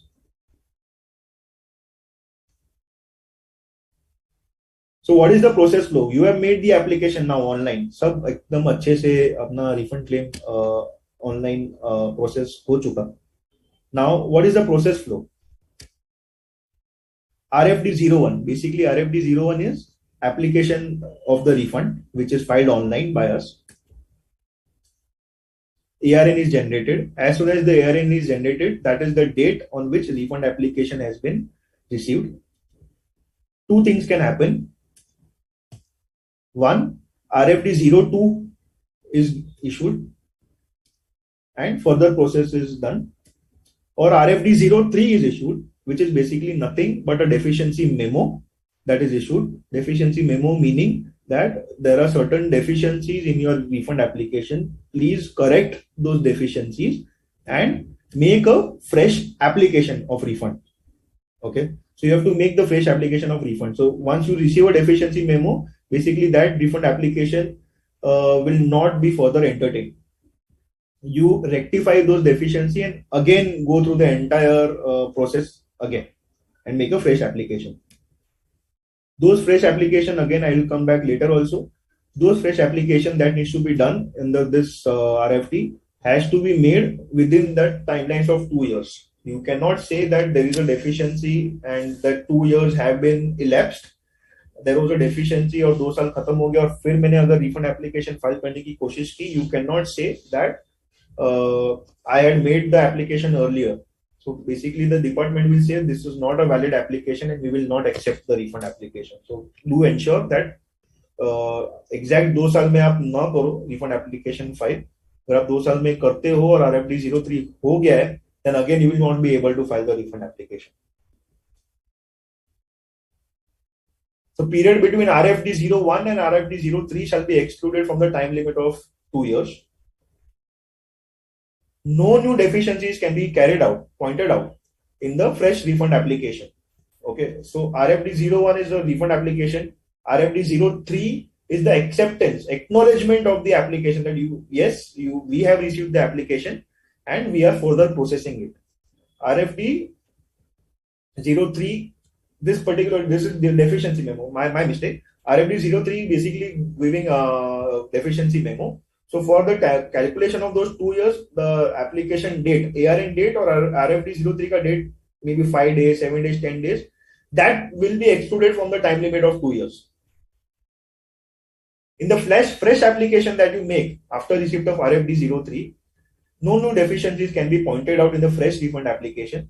It is assumed that all the deficiencies that were provided earlier will be sorted out by the assessee, and after that, if deficiencies are there, no new deficiencies can be there. Same deficiencies can be provided earlier. मैंने annexure B में एक particular column नहीं दिया, समझो HSN code का column नहीं दिया, या तो फिर एनेक्चर ए अपलोड नहीं हुआ, एनेक्चर बी अपलोड नहीं हुआ, and same thing I am doing again while filing the application, only that deficiencies can be again pointed out. Now in the earlier when they had said that annexure A upload नहीं हुआ और मैंने वापस नहीं किया, तो that new deficiencies cannot be pointed out in the refund application. Secondly, once RFD 02 has been issued, basically acknowledgement हो गया, deficiency memo नहीं दिया, application accept हो गया, now you cannot reject the refund claim for non-submission of documents. अभी आप ऐसा नहीं बोल सकते that the government cannot say that document नहीं दिया, ये नहीं है मेरे पास, that is why I will not be able to now reject the refund claims. Rejection still can be done, but on technical grounds and not on mere non-submission of documents. That cannot be a ground to reject the refund claim.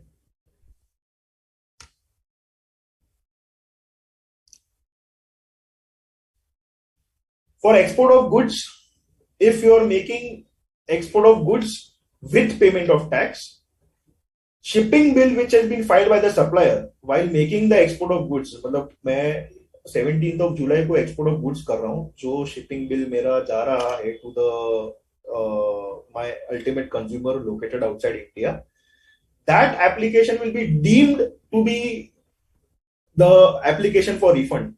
For this particular type of refund, there is no need to file RFD 01.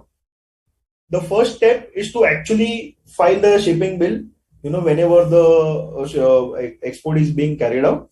Then refund application is deemed to be complete when GSTR 3B is filed by the supplier.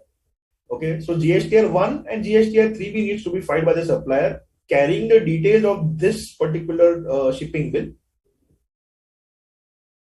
Then invoices are disclosed in GSTR 1, okay, and are validated with the customs database. So there is a customs database in IceGate.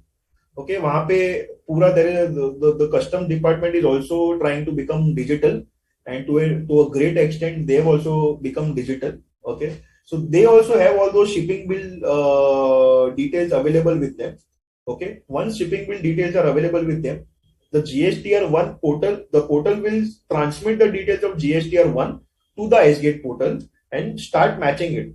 If the details provided in GSTR 1 and the shipping bill which is available on the IceGate portals are matching, automatically the refund that has been the tax that has been paid by the supplier while making the zero-rated supply of goods, that is, he is choosing that he wants to make payment of tax and then claim refund from the government, automatically the refund will be paid to the supplier. So again, so this also can be checked by the taxpayer.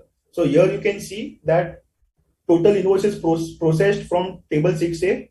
Okay, एक invoices transmitted to IceGate, invoices not transmitted to IceGate, invoices rejected by IceGate. So all this particular applications or this particular also are seen on the portal कि मेरा कौन सा shipping bill transmit नहीं हुआ है या कौन सा shipping bill transmit हुआ है, so that you can keep track which shipping bill is applicable, which shipping bill refund is pending, and which shipping bill details are transmitted to IceGate and the refund have been given back.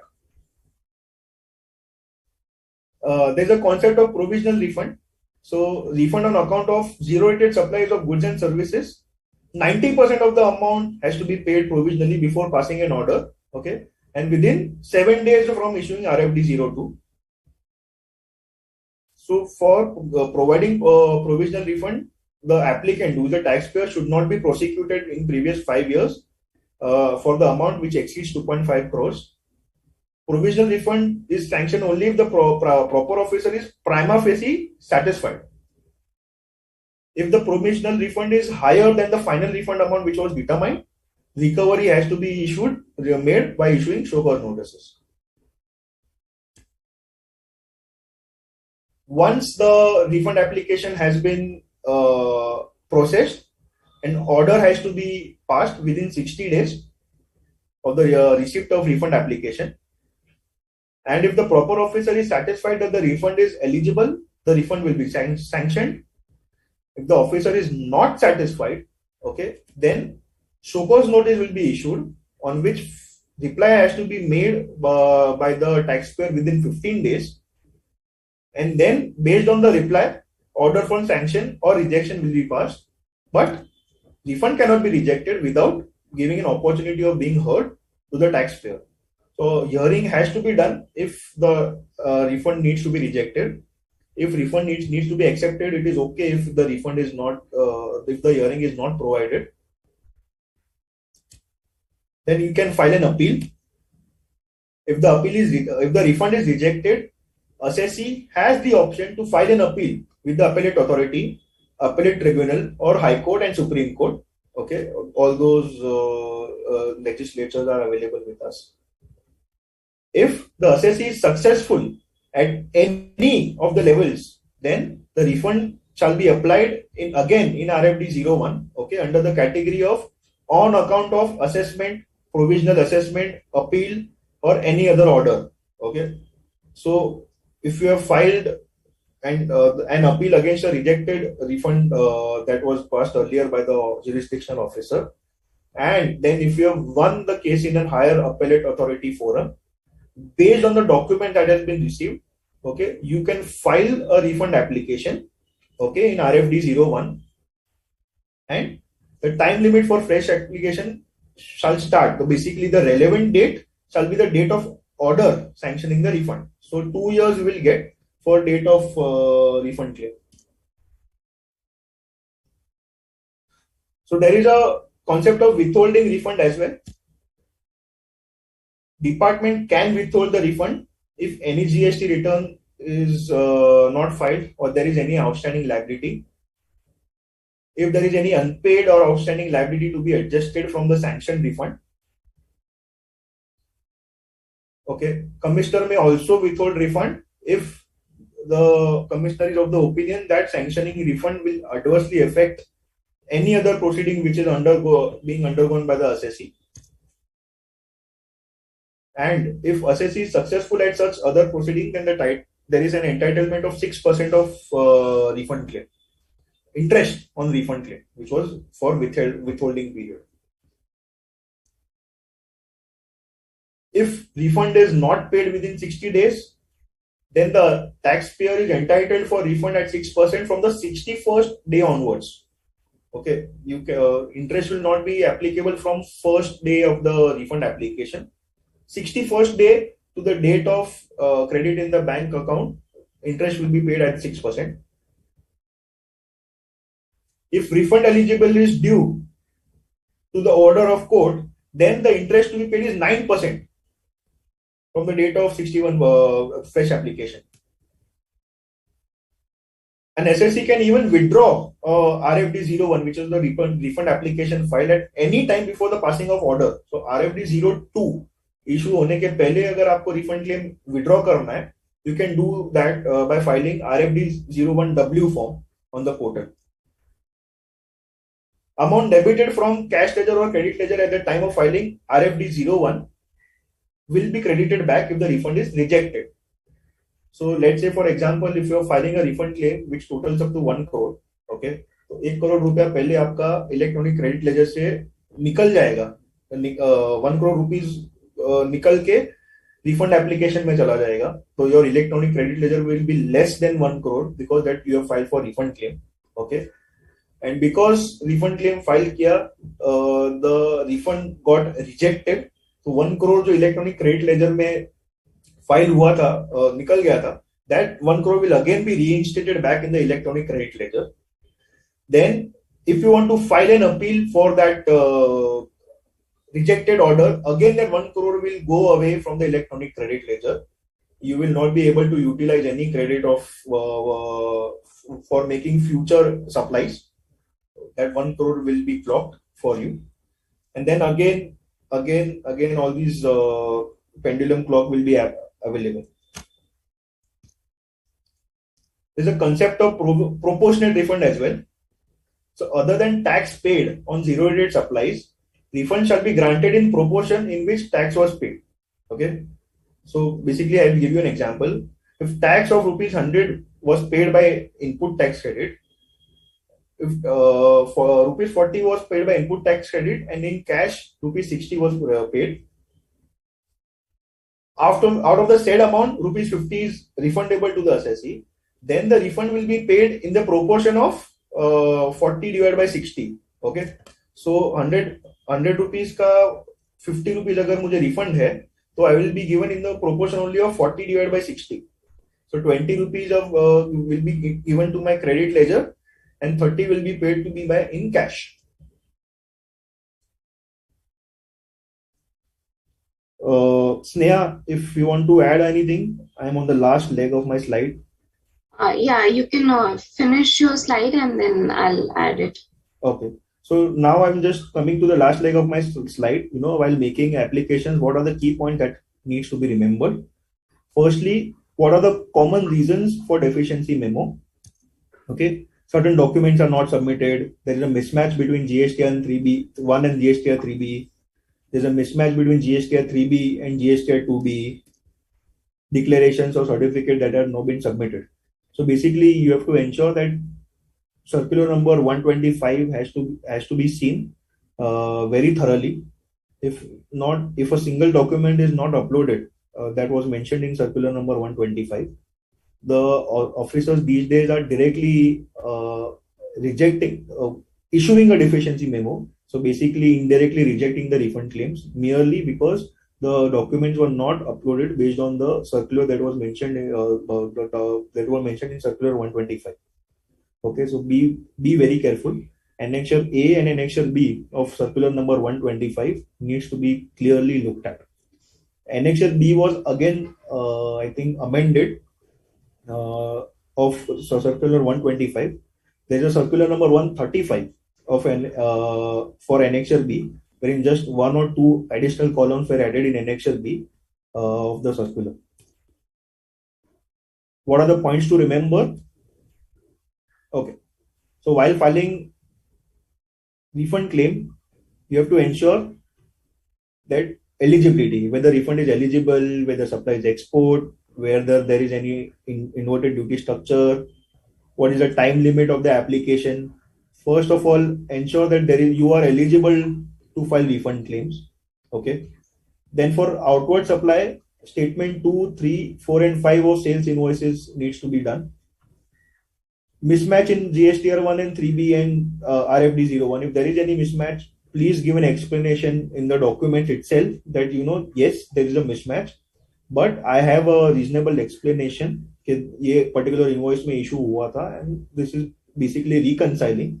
So go ahead and, there's no other mismatch. There is receipt of foreign currency, and if there is a shipping bill mismatch, so shipping bill mismatch also can be rectified. Okay, so all these needs to be taken care of while taking care of outward supply part of the refund application. For inward supply, you match GSTR 3B, GSTR 2A and RFD 01. If there is eligibility, ineligibility, any ITC on capital goods, again you will not be able to claim the refund of that. And statement of invoices in Annexure B. Declarations and other documents, submit the documents as mentioned in Annexure A. There should be certain self-declaration or that needs to be given, or a CA certificate that should be given. Statement of outward and inward invoices needs to be given, or any other documents that you need to give, that needs to be added while filing the refund application at one go. If you are not filing any documents, the officer will go straight away provide any deficiency. So what are the illustrative list of forms? I've tried to collate here. Okay, the RFD 01 means refund application. RFD02 means acknowledgement in the right hand side. RFD03 is a deficiency memo. RFD04 is for provisional refund. RFD05 is for payment order. RFD06 is for sanction or rejection order. RFD07A is for withholding of any refund. RFD07B is for release of withheld refund. Then there are show cause notice then issued in RFD08. Then you have to reply to the show cause notice in RFD09. Then there is a withdrawal application as well that can be done in RFD01. Then you can appeal to the appellate authority in APL01 for against any rejection order in RFD06. And recredit of cash or credit ledger can be done in PMT03. So what are the application legislation that are applicable for filing refund claims under GST is Section 54 of the GST Act, that needs to be thoroughly understood. Rule 89 to Rule 97 of GST rules, that needs to be adhered to while filing refund application. Circular number 125 dated 18 November 2019 as amended, again that needs to be looked at while filing refund applications. So if these three legislations are seen, then in general parlance, general cases, your refund application will be through. Yeah, Sneha, I'm done with my presentation. Thank you, Chintan. The presentation was indeed very, very exhaustive. You covered all aspects of refund. I am putting in a few random points that they can still keep in mind before they file their refund application. So when we were talking about valuation in case of export of goods, we said that you made it clear that it cannot exceed more than 1.5% of my domestic values. So now very recently, the government is also saying that in case there is a difference in valuation between your invoice and your shipping bill. So this was the earlier provision that in case there is a difference in your invoice or your shipping bill, you take the lower of the two. Now, what would happen that even if the shipping bill would have a CIF value, we would take that value. But they have gone a little ahead and they have said that now you have to take lower of FOB value or the invoice value. So now when you are calculating for the purpose of your refund, when you're calculating the value of your supply of exports, not only do you have to keep in mind the 1.5% clause, but now you also have to check that you have to take lower of value of FOB or your invoice value. And as Chintan said, whatever is your numerator becomes your denominator. So that amount becomes your adjusted total turnover. Okay. Now, in case of net ITC, as we have seen that we are not allowed to take a refund of any ineligible ITCs. We are not allowed to take refund of any capital goods. One more thing that we need to keep in mind is that we are allowed refund of all. Now, what is eligible and ineligible? What the department sometimes issues a show cause notice stating that there are certain inputs which are there which are not directly in relation to your exports. So if I say there is any professional fees or printing stationery which are not directly in relation to your exports, the department is rejecting those ITC. So in that case, Circular 125 has clearly stated that in case there is any ITC, which is an eligible ITC which you are using for the furtherance of your business, that ITC claim you will be allowed, even if it's not directly in relation to your exports. Now, one more thing which Chintan said was that you have to do a two-way matching with your inputs, with your GSTR 2A. So this two-way matching is compulsory. Anything that is not appearing in your 2A, you will not be able to claim the ITC on that. However, one thing that you need to keep in mind is that the officer cannot insist you to do a two-way matching with respect to your reverse charge, with respect to your imports, and with respect to your ISD. So even if they are appearing or not appearing in your GSTR 2A, you will still be able to take the claim of refund on those amounts. Now, a few points which I wanted to touch upon in relation to inverted duty. Now, Chintan said that as per the Supreme Court, we are not allowed the refund of input services. So, the Supreme Court did not allow for input services, but at the same time, what the Supreme Court did was that it recommended that there are certain anomalies in that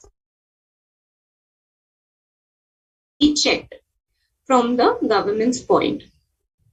Now, keeping that in mind, because a lot of people had input services which were accumulating. Now, what can be done about that?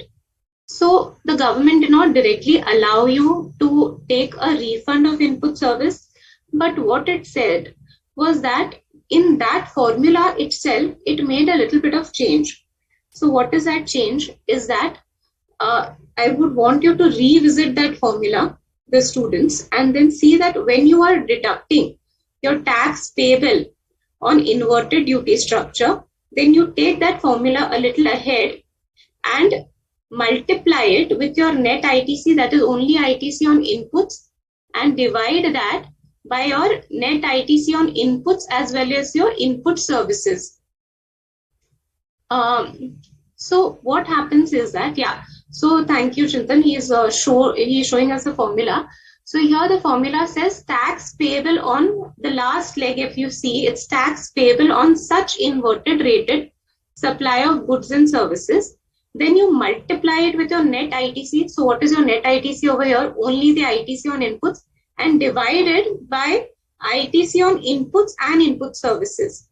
So then in that case, you would see that where a person has input services also, they would be able to now claim a higher refund amount than what they were earlier able to claim. Okay, so that is one of the major relief that we have got recently. In relation to inverted duty structure only, one more thing that they have come up with is that now, as Chintan said, that refund is allowed where there is a difference in your rate of output and your rate of input. Okay. So if I am a trader and if I am making any purchases at 12%, then obviously my output rate will also be 12% because I'm a trader. I'm just selling, I'm buying the same goods and I'm selling the same goods. But now I have input services which I am receiving at 18%. Because of that, there is certain accumulation of on account of inverted duty. So will I be able to claim refund? So the answer to this is no, I will not be able to claim refund, because refund is allowed only if my input and output are of two different rates. So if you are a manufacturer and if you are selling at 12% and you're buying inputs, certain inputs, need not be all your inputs are at 18%. Some may be at 12, some may be at 18. But if you have certain inputs which are at 18%, then inverted duty structure will be applicable in your case. Okay. Now, one very recent clarification which the government made, which was very, very important, was that sometimes what happens is that suppose your input and output is of the same rate, but because there is a concessional notification, like if you are providing to any educational institution any products, so instead of 12%, you would have to provide them at 5%. Now, the government used to say that the input and output is of the same rate. Just because of concessional notification, we will not give you a refund of this amount. So now they have recently clarified that in case there is a difference between your input and output rate because of some concessional notification, then they will give you a refund on account of inverted duty structure. Okay. Okay, in respect to appeal, now it's a very common confusion that sometimes students face and which I get asked in my office, is that my refund claim has been rejected. So now I have been issued an RFD 06. Now, can I just file a refund claim again? So the answer to this is no, you cannot file a refund claim again. You will have to go in for an appeal. So appeal is the only procedure that you can go in for. So now when you file for a refund, so say if you filed for a refund of 1 lakh rupees. So what are the options that you have? Out of that 1 lakh rupees, say 60,000 gets sanctioned, 40,000 gets rejected. Now for that 40,000 which has got rejected, you can either go in for an appeal, or you also have an option to get that entire amount recredited in your electronic credit ledger. And of course, if you want, you can go in for a 20,000 refund in your PMT03. That is a form that you use to take the recredit, and go for an appeal for 20,000. So this options also you can exercise. Okay. Now, one of the points that Chintan spoke about was withholding of refund. Now, he said that the government can withhold the refund, but make sure that whatever refund they are withholding, so it says that the tax is payable. So that tax should be payable by you. It should not be something which they feel that the tax is to be levied on this. So this has practically happened with us. So we told them, no, we dispute the leviability of tax.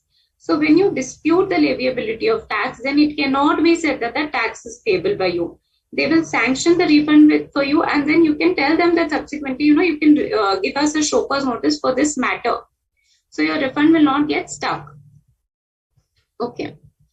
Now, in case of exports with payment, like you all were told, that there is an automatic refund that comes to you.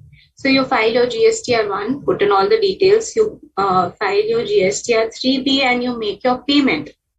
And subsequently, a shipping bill, you have made your exports, and then from the customs authority, you get a refund which is sanctioned to you automatically. Now, sometimes what happens is that there is a difference between your shipping bill and your GSTR1. So you need to go and check what are the differences that are there, make corrections in your GSTR1 accordingly, and when that corrections are made, and only when your GSTR1 is in line with your shipping bill, will your refund get sanctioned. So that date of application, as they have specified, this is also a very new thing that they have clarified, is that it shall be the date when that correction has been made in your GSTR1. Okay. Now, we have spoken about relevant date, like it is 2 years from, generally it's 2 years from whatever type of refund application you are making. But in case you have any excess balance in your electronic cash ledger, so the government has said that we will not put any restrictions on the claim of refund in case of excess balance in your electronic cash ledger. So what does that mean? That in case you have any excess balance in your electronic cash ledger, you will be able to claim a refund of that irrespective of the 2 years time limit. Now, if I take this a little ahead, what had happened was recently, there was a case wherein, so RCM earlier was applicable on CIF value of ocean freight also. A lot of people made payment of that RCM, and now in that Mohit Minerals case, it's been said that there is no requirement to make payment on RCM basis because it leads to double taxation. So again, so this levy was held to be unconstitutional. People have made payment of that, and now they seek a refund. Now, in case you have not utilized that and you have made payment, again, this time limit of 2 years will not be applicable in your case because that levy was unconstitutional. So these are a few exceptions that are there. One more exception actually, which I can remember, in case of relevant date, is that suppose it's not really an exception, but I'll just say that in case you have made a wrong payment of tax. So in case of CGST, SGST, you have made a payment under IGST. So you will take a refund of the wrongly claimed head and pay in the correct head. So what is the timeline in that case? The timeline would be 2 years from the date you make the correct payment.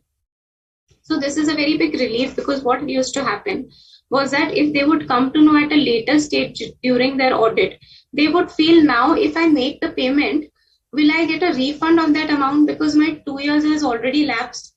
So that 2 years counting would start from the date when you make the correct payment of tax.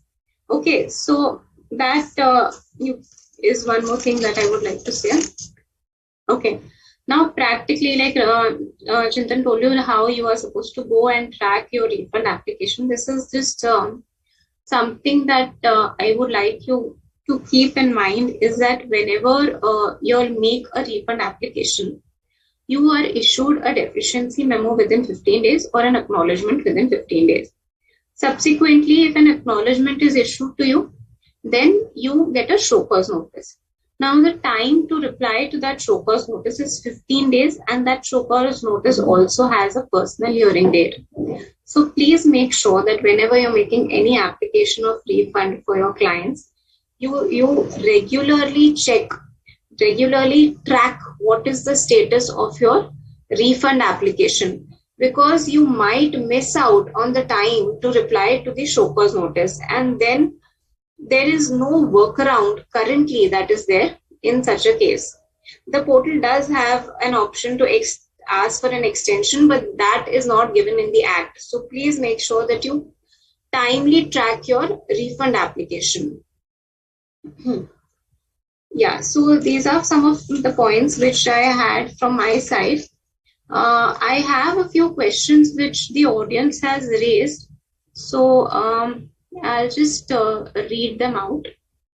So one question is, after filing Annexure B as per notification 135, okay, it is circular 135, if deficiency is received on the ground that Annexure B is not as per notification, again it should be circular 125, can the matter be escalated to higher authorities on the ground that GST RFT 03 was issued on false ground? So Chintan, do you want me to repeat the question, or you got the question? A lot of times these kind of we have faced it practically. So multiple to and fro happens basically. A lot of times generally happens for Annexure B only. So practically what we did in this case was file a refund application, understand who is the jurisdiction officer. Okay, as soon as you file a refund application, go and meet the officer and understand what the deficiency was. If this has happened multiple times, okay, and if that and that has resolved at least my issue for those particular queries, go and meet the officer. There is no other workaround, because the officer will still go there. And there was one small thing which was not being uploaded by us. So the officer said that this you have not uploaded, please upload this. And once you upload this with your fresh refund application, and then subsequently the matter then went ahead smoothly. So please meet the officer.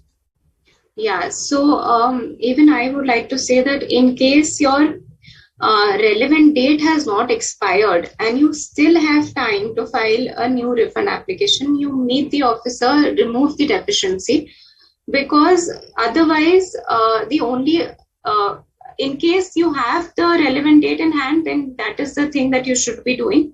If not, then you can only go in for a writ. That is the only option that you have. Okay, so now the query is the goods supplied through e-commerce? If the goods are supplied through e-commerce platform, means selling goods through e-commerce from India to a place outside India, will it come under export of goods? Definitely not a problem. physical movement of goods outside India, it is actually moving from India to outside India, then it should not be a problem. It will qualify export of goods. Yeah, so the mode from which you are making export is not important. As long as they are going from India to outside India, it's an export. Sir, please let us know whether an unutilized input tax credit can be allowed as refund. As I started my presentation, okay, unutilized ITC is not a right of the taxpayer that you can claim the refund of unutilized ITC. The you only specific transactions that have been mentioned in the presentation, only for those transactions refund are applicable. For government can come up tomorrow and state that for zero rated supplies also they don't want to give any refunds. Taxpayers cannot go ahead and say that you cannot do that.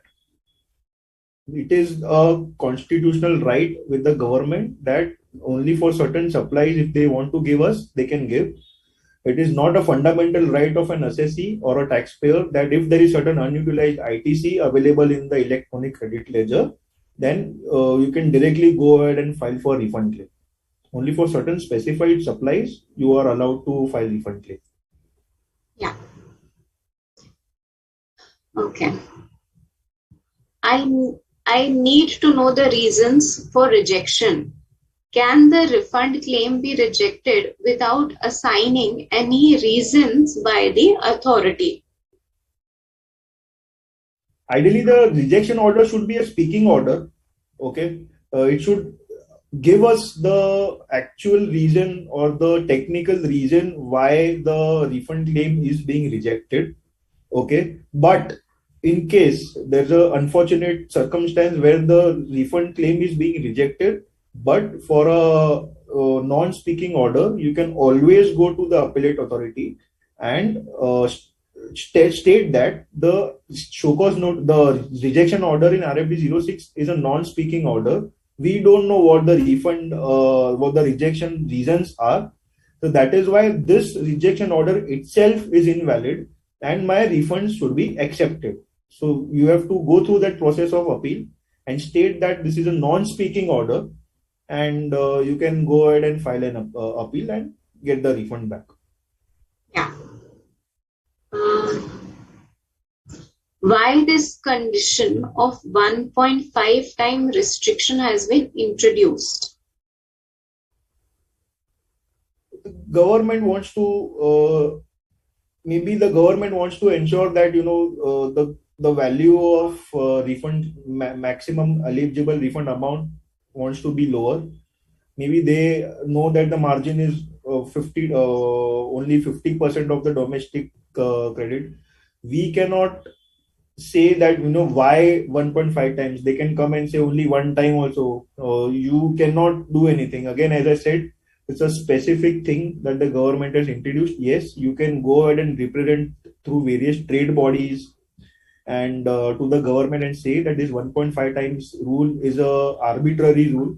You cannot levy such kind of rules, but the government has to notify that. You cannot say that this 1.5 times is a unconstitutional thing that the government is doing. You can only represent, and then through dialogues with the government, maybe this can be increased to 2 times, 3 times, or whatever. Yeah, so like even for capital goods, in case of unutilized ITC, they are not providing currently. So representations have gone. Let's see in future. Okay, now this is pertaining to LUT. What is the relevant date if LUT is applied on July 2022? Up to which month LUT is valid? It is for the financial year, up to 31st March 2023. So LUT from 18 July 2022 to 31st March 2023. If we have done any zero rated supplies prior to 18 July 2022, you cannot make any zero rated supplies without payment of tax. You of course can do zero rated supplies, but you have to make those zero rated supplies with payment of tax.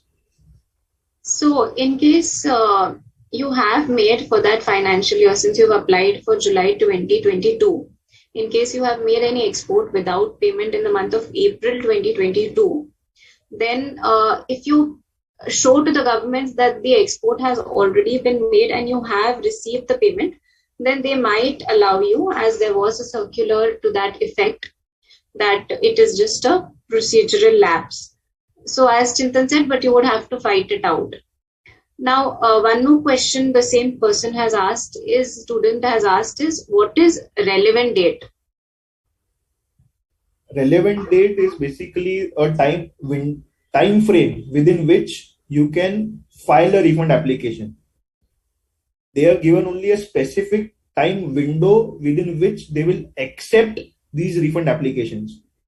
If you have exceeded this time frame and this relevant date of 2 years which we are talking about, if you have exceeded that, the government will not entertain any refund application. So the relevance of relevant date is that within this window of 2 years, from this date to this date, within which you have to file your RFD 01. And if your RFD 01 is not done in this time frame, the government will not entertain any refund applications, even if it is a genuine case. Yeah, so relevant date is basically 2 years from the relevant date, and you have to check which is your relevant date.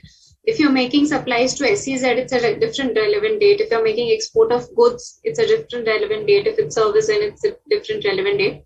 So please refer section 54 for your case, which relevant date is applicable in your case. I mentioned that in the presentation as well. Yeah, maybe the student missed it. Yeah. Okay, now the question is, can a firm make payment of GST on exports for 1 month and apply for LUT from next month onward if LUT was not filed before export for 1 month? Yes, Neha, I think you had even in the same month, for one transaction you want to go for payment of tax, one transaction you want to go for without payment of tax. That is an option to the taxpayer. For each and every transaction, you can choose what you want to do. Can unutilized ITC be given refund in case of goods exported outside India are subjected to export duty? No. If they are subject to export duty, though, no refund application. I think I missed that a particular point. It's a good point that has been raised by the student. If that particular goods are subject to export duty, like currently, I think steel sector was given levied an export duty to check the inflation and everything. So those steel sectors, they are now not able to file the refund. So one more clarification which government had got in respect of this export duty was that in case your export duty is there, but that rate of duty is 0% and you're not actually landing up paying any export duty, then you would still be able to get the refund. Okay. Now, should Annexure B be filed as per Circular 125/544 or as per amendment in Notification 135? Refund officer raised deficiency saying that Annexure B is not filed as per 125, whereas same stands amended in Notification 135, which includes HSN SSE code. Please clarify. Ideally, it should be 135. You have to meet the officer. Maybe again, he must have issued a deficiency notice. If the deficiency memo is there, then a fresh refund application needs to be made if it is within 2 years of the relevant date. As soon as you make the application, I'm sure that you can meet the officer, or you can go just a day prior to the officer that I'm making this. This is circular number 135. Make him aware about the circular number 135. This is circular 135, and circular 125 has been overridden subject to Annexure B only. So please refer circular 135 and please accept my refund application. Okay. Declarations and undertaking mentioned in notification 125 are part of GST RFP 01 while applying refund without payment of tax. Should we file the same again with RFP application? It is say you do it because unnecessarily if you get a deficiency memo, then why do you want to do it again and again? So whatever has been mentioned in circular 125, please follow it to the letter. If we are not following it to the letter, the officer will have a chance to issue a deficiency memo, which we don't want. Yeah. Whether principle of unjust enrichment will be applicable in case of refund? Absolutely, yes. If the refund will only be available only if the burden of GST is on the taxpayer who is applying for refund. If that burden has been passed on to anyone, most likely the consumer of the taxpayer, the unjust enrichment clause will be violated. And even if you get the refund, and if in future the government or the authorities come to know that there was unjust enrichment, the refund that was provided to you will be demanded back along with interest. Yeah, so even when you're making export with payment, your invoice would have the taxable value, and the with payment portion you would have to pay from your own pocket. You cannot realize it from your party. Ma'am, on issuance of deficiency memo, the amount debited from the ledger at the time of filing of refund application will be auto recredited or will be recredited through form PMT03. So it's an auto credit that you get when you get a deficiency memo. The entire amount gets recredited in your electronic credit ledger. If it doesn't, then you need to go to the officer, and maybe some technical error must be coming, and the officer may issue some PMT03 or 03A. I think recently form PM303A concept also has been. That's for if they made an erroneous refund sanction. Yeah, so something you can go ahead and meet the officer, sort it out. Sir, what are the options for getting refunds for persons making zero rated supply? What are the options? The entire session was on the same topic. Go ahead and understand that first of all, it is a zero rated supply. Zero rated supply is under section 16 of IGST Act. They have mentioned what is zero rated supply. You have two options, whether you want to make zero rated supplies with payment of tax or without payment of tax. With payment of tax, you have to supply with payment of tax.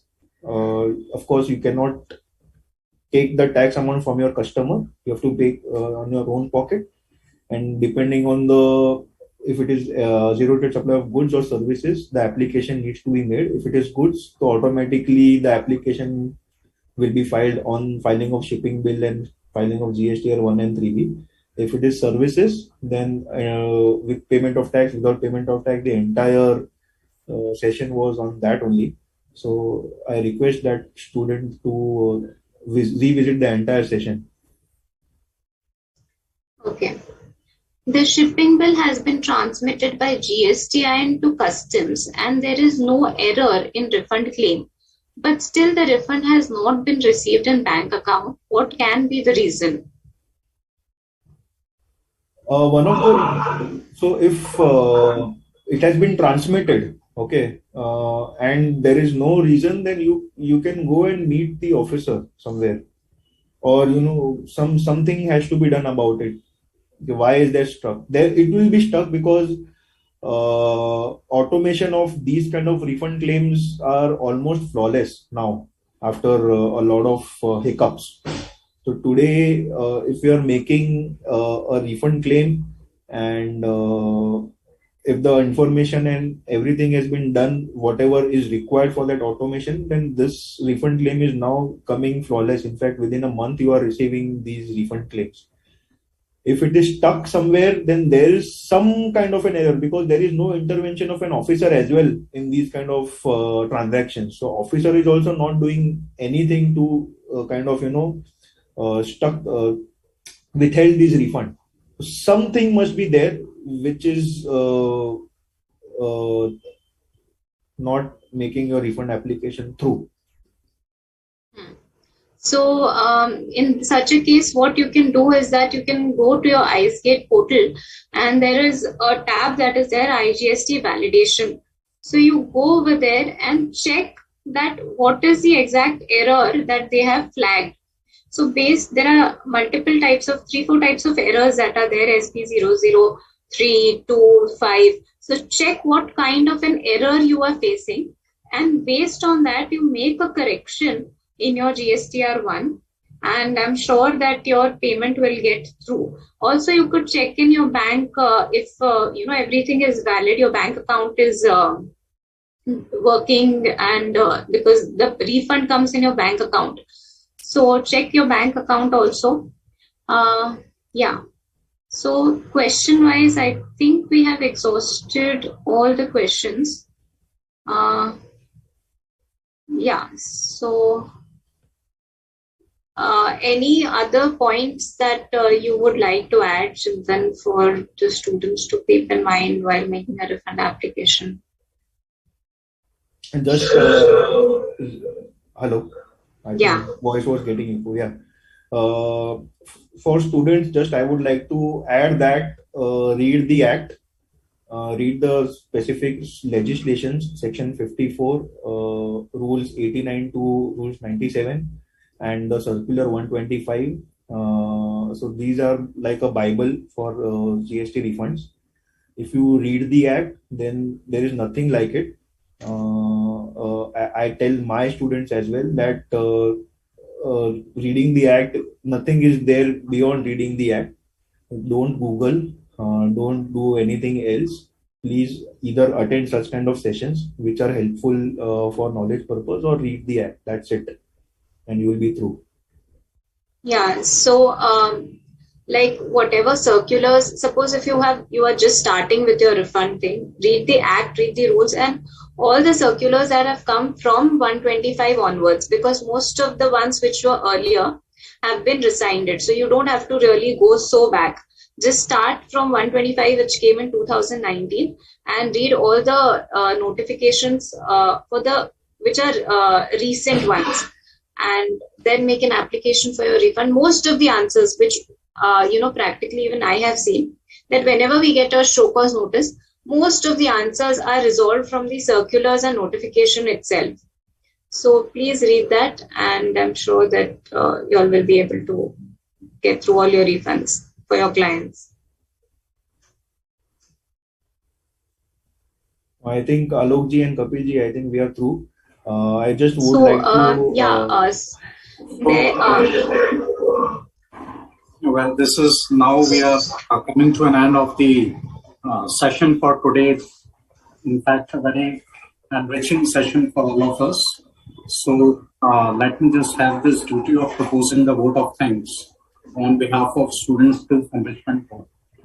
So at the outset, we are thankful to the torchbearers of the profession, our Honorable President and Vice President, sir. They are at a helm for providing all the guiding force in conducting all these knowledge sessions for the benefit of our students.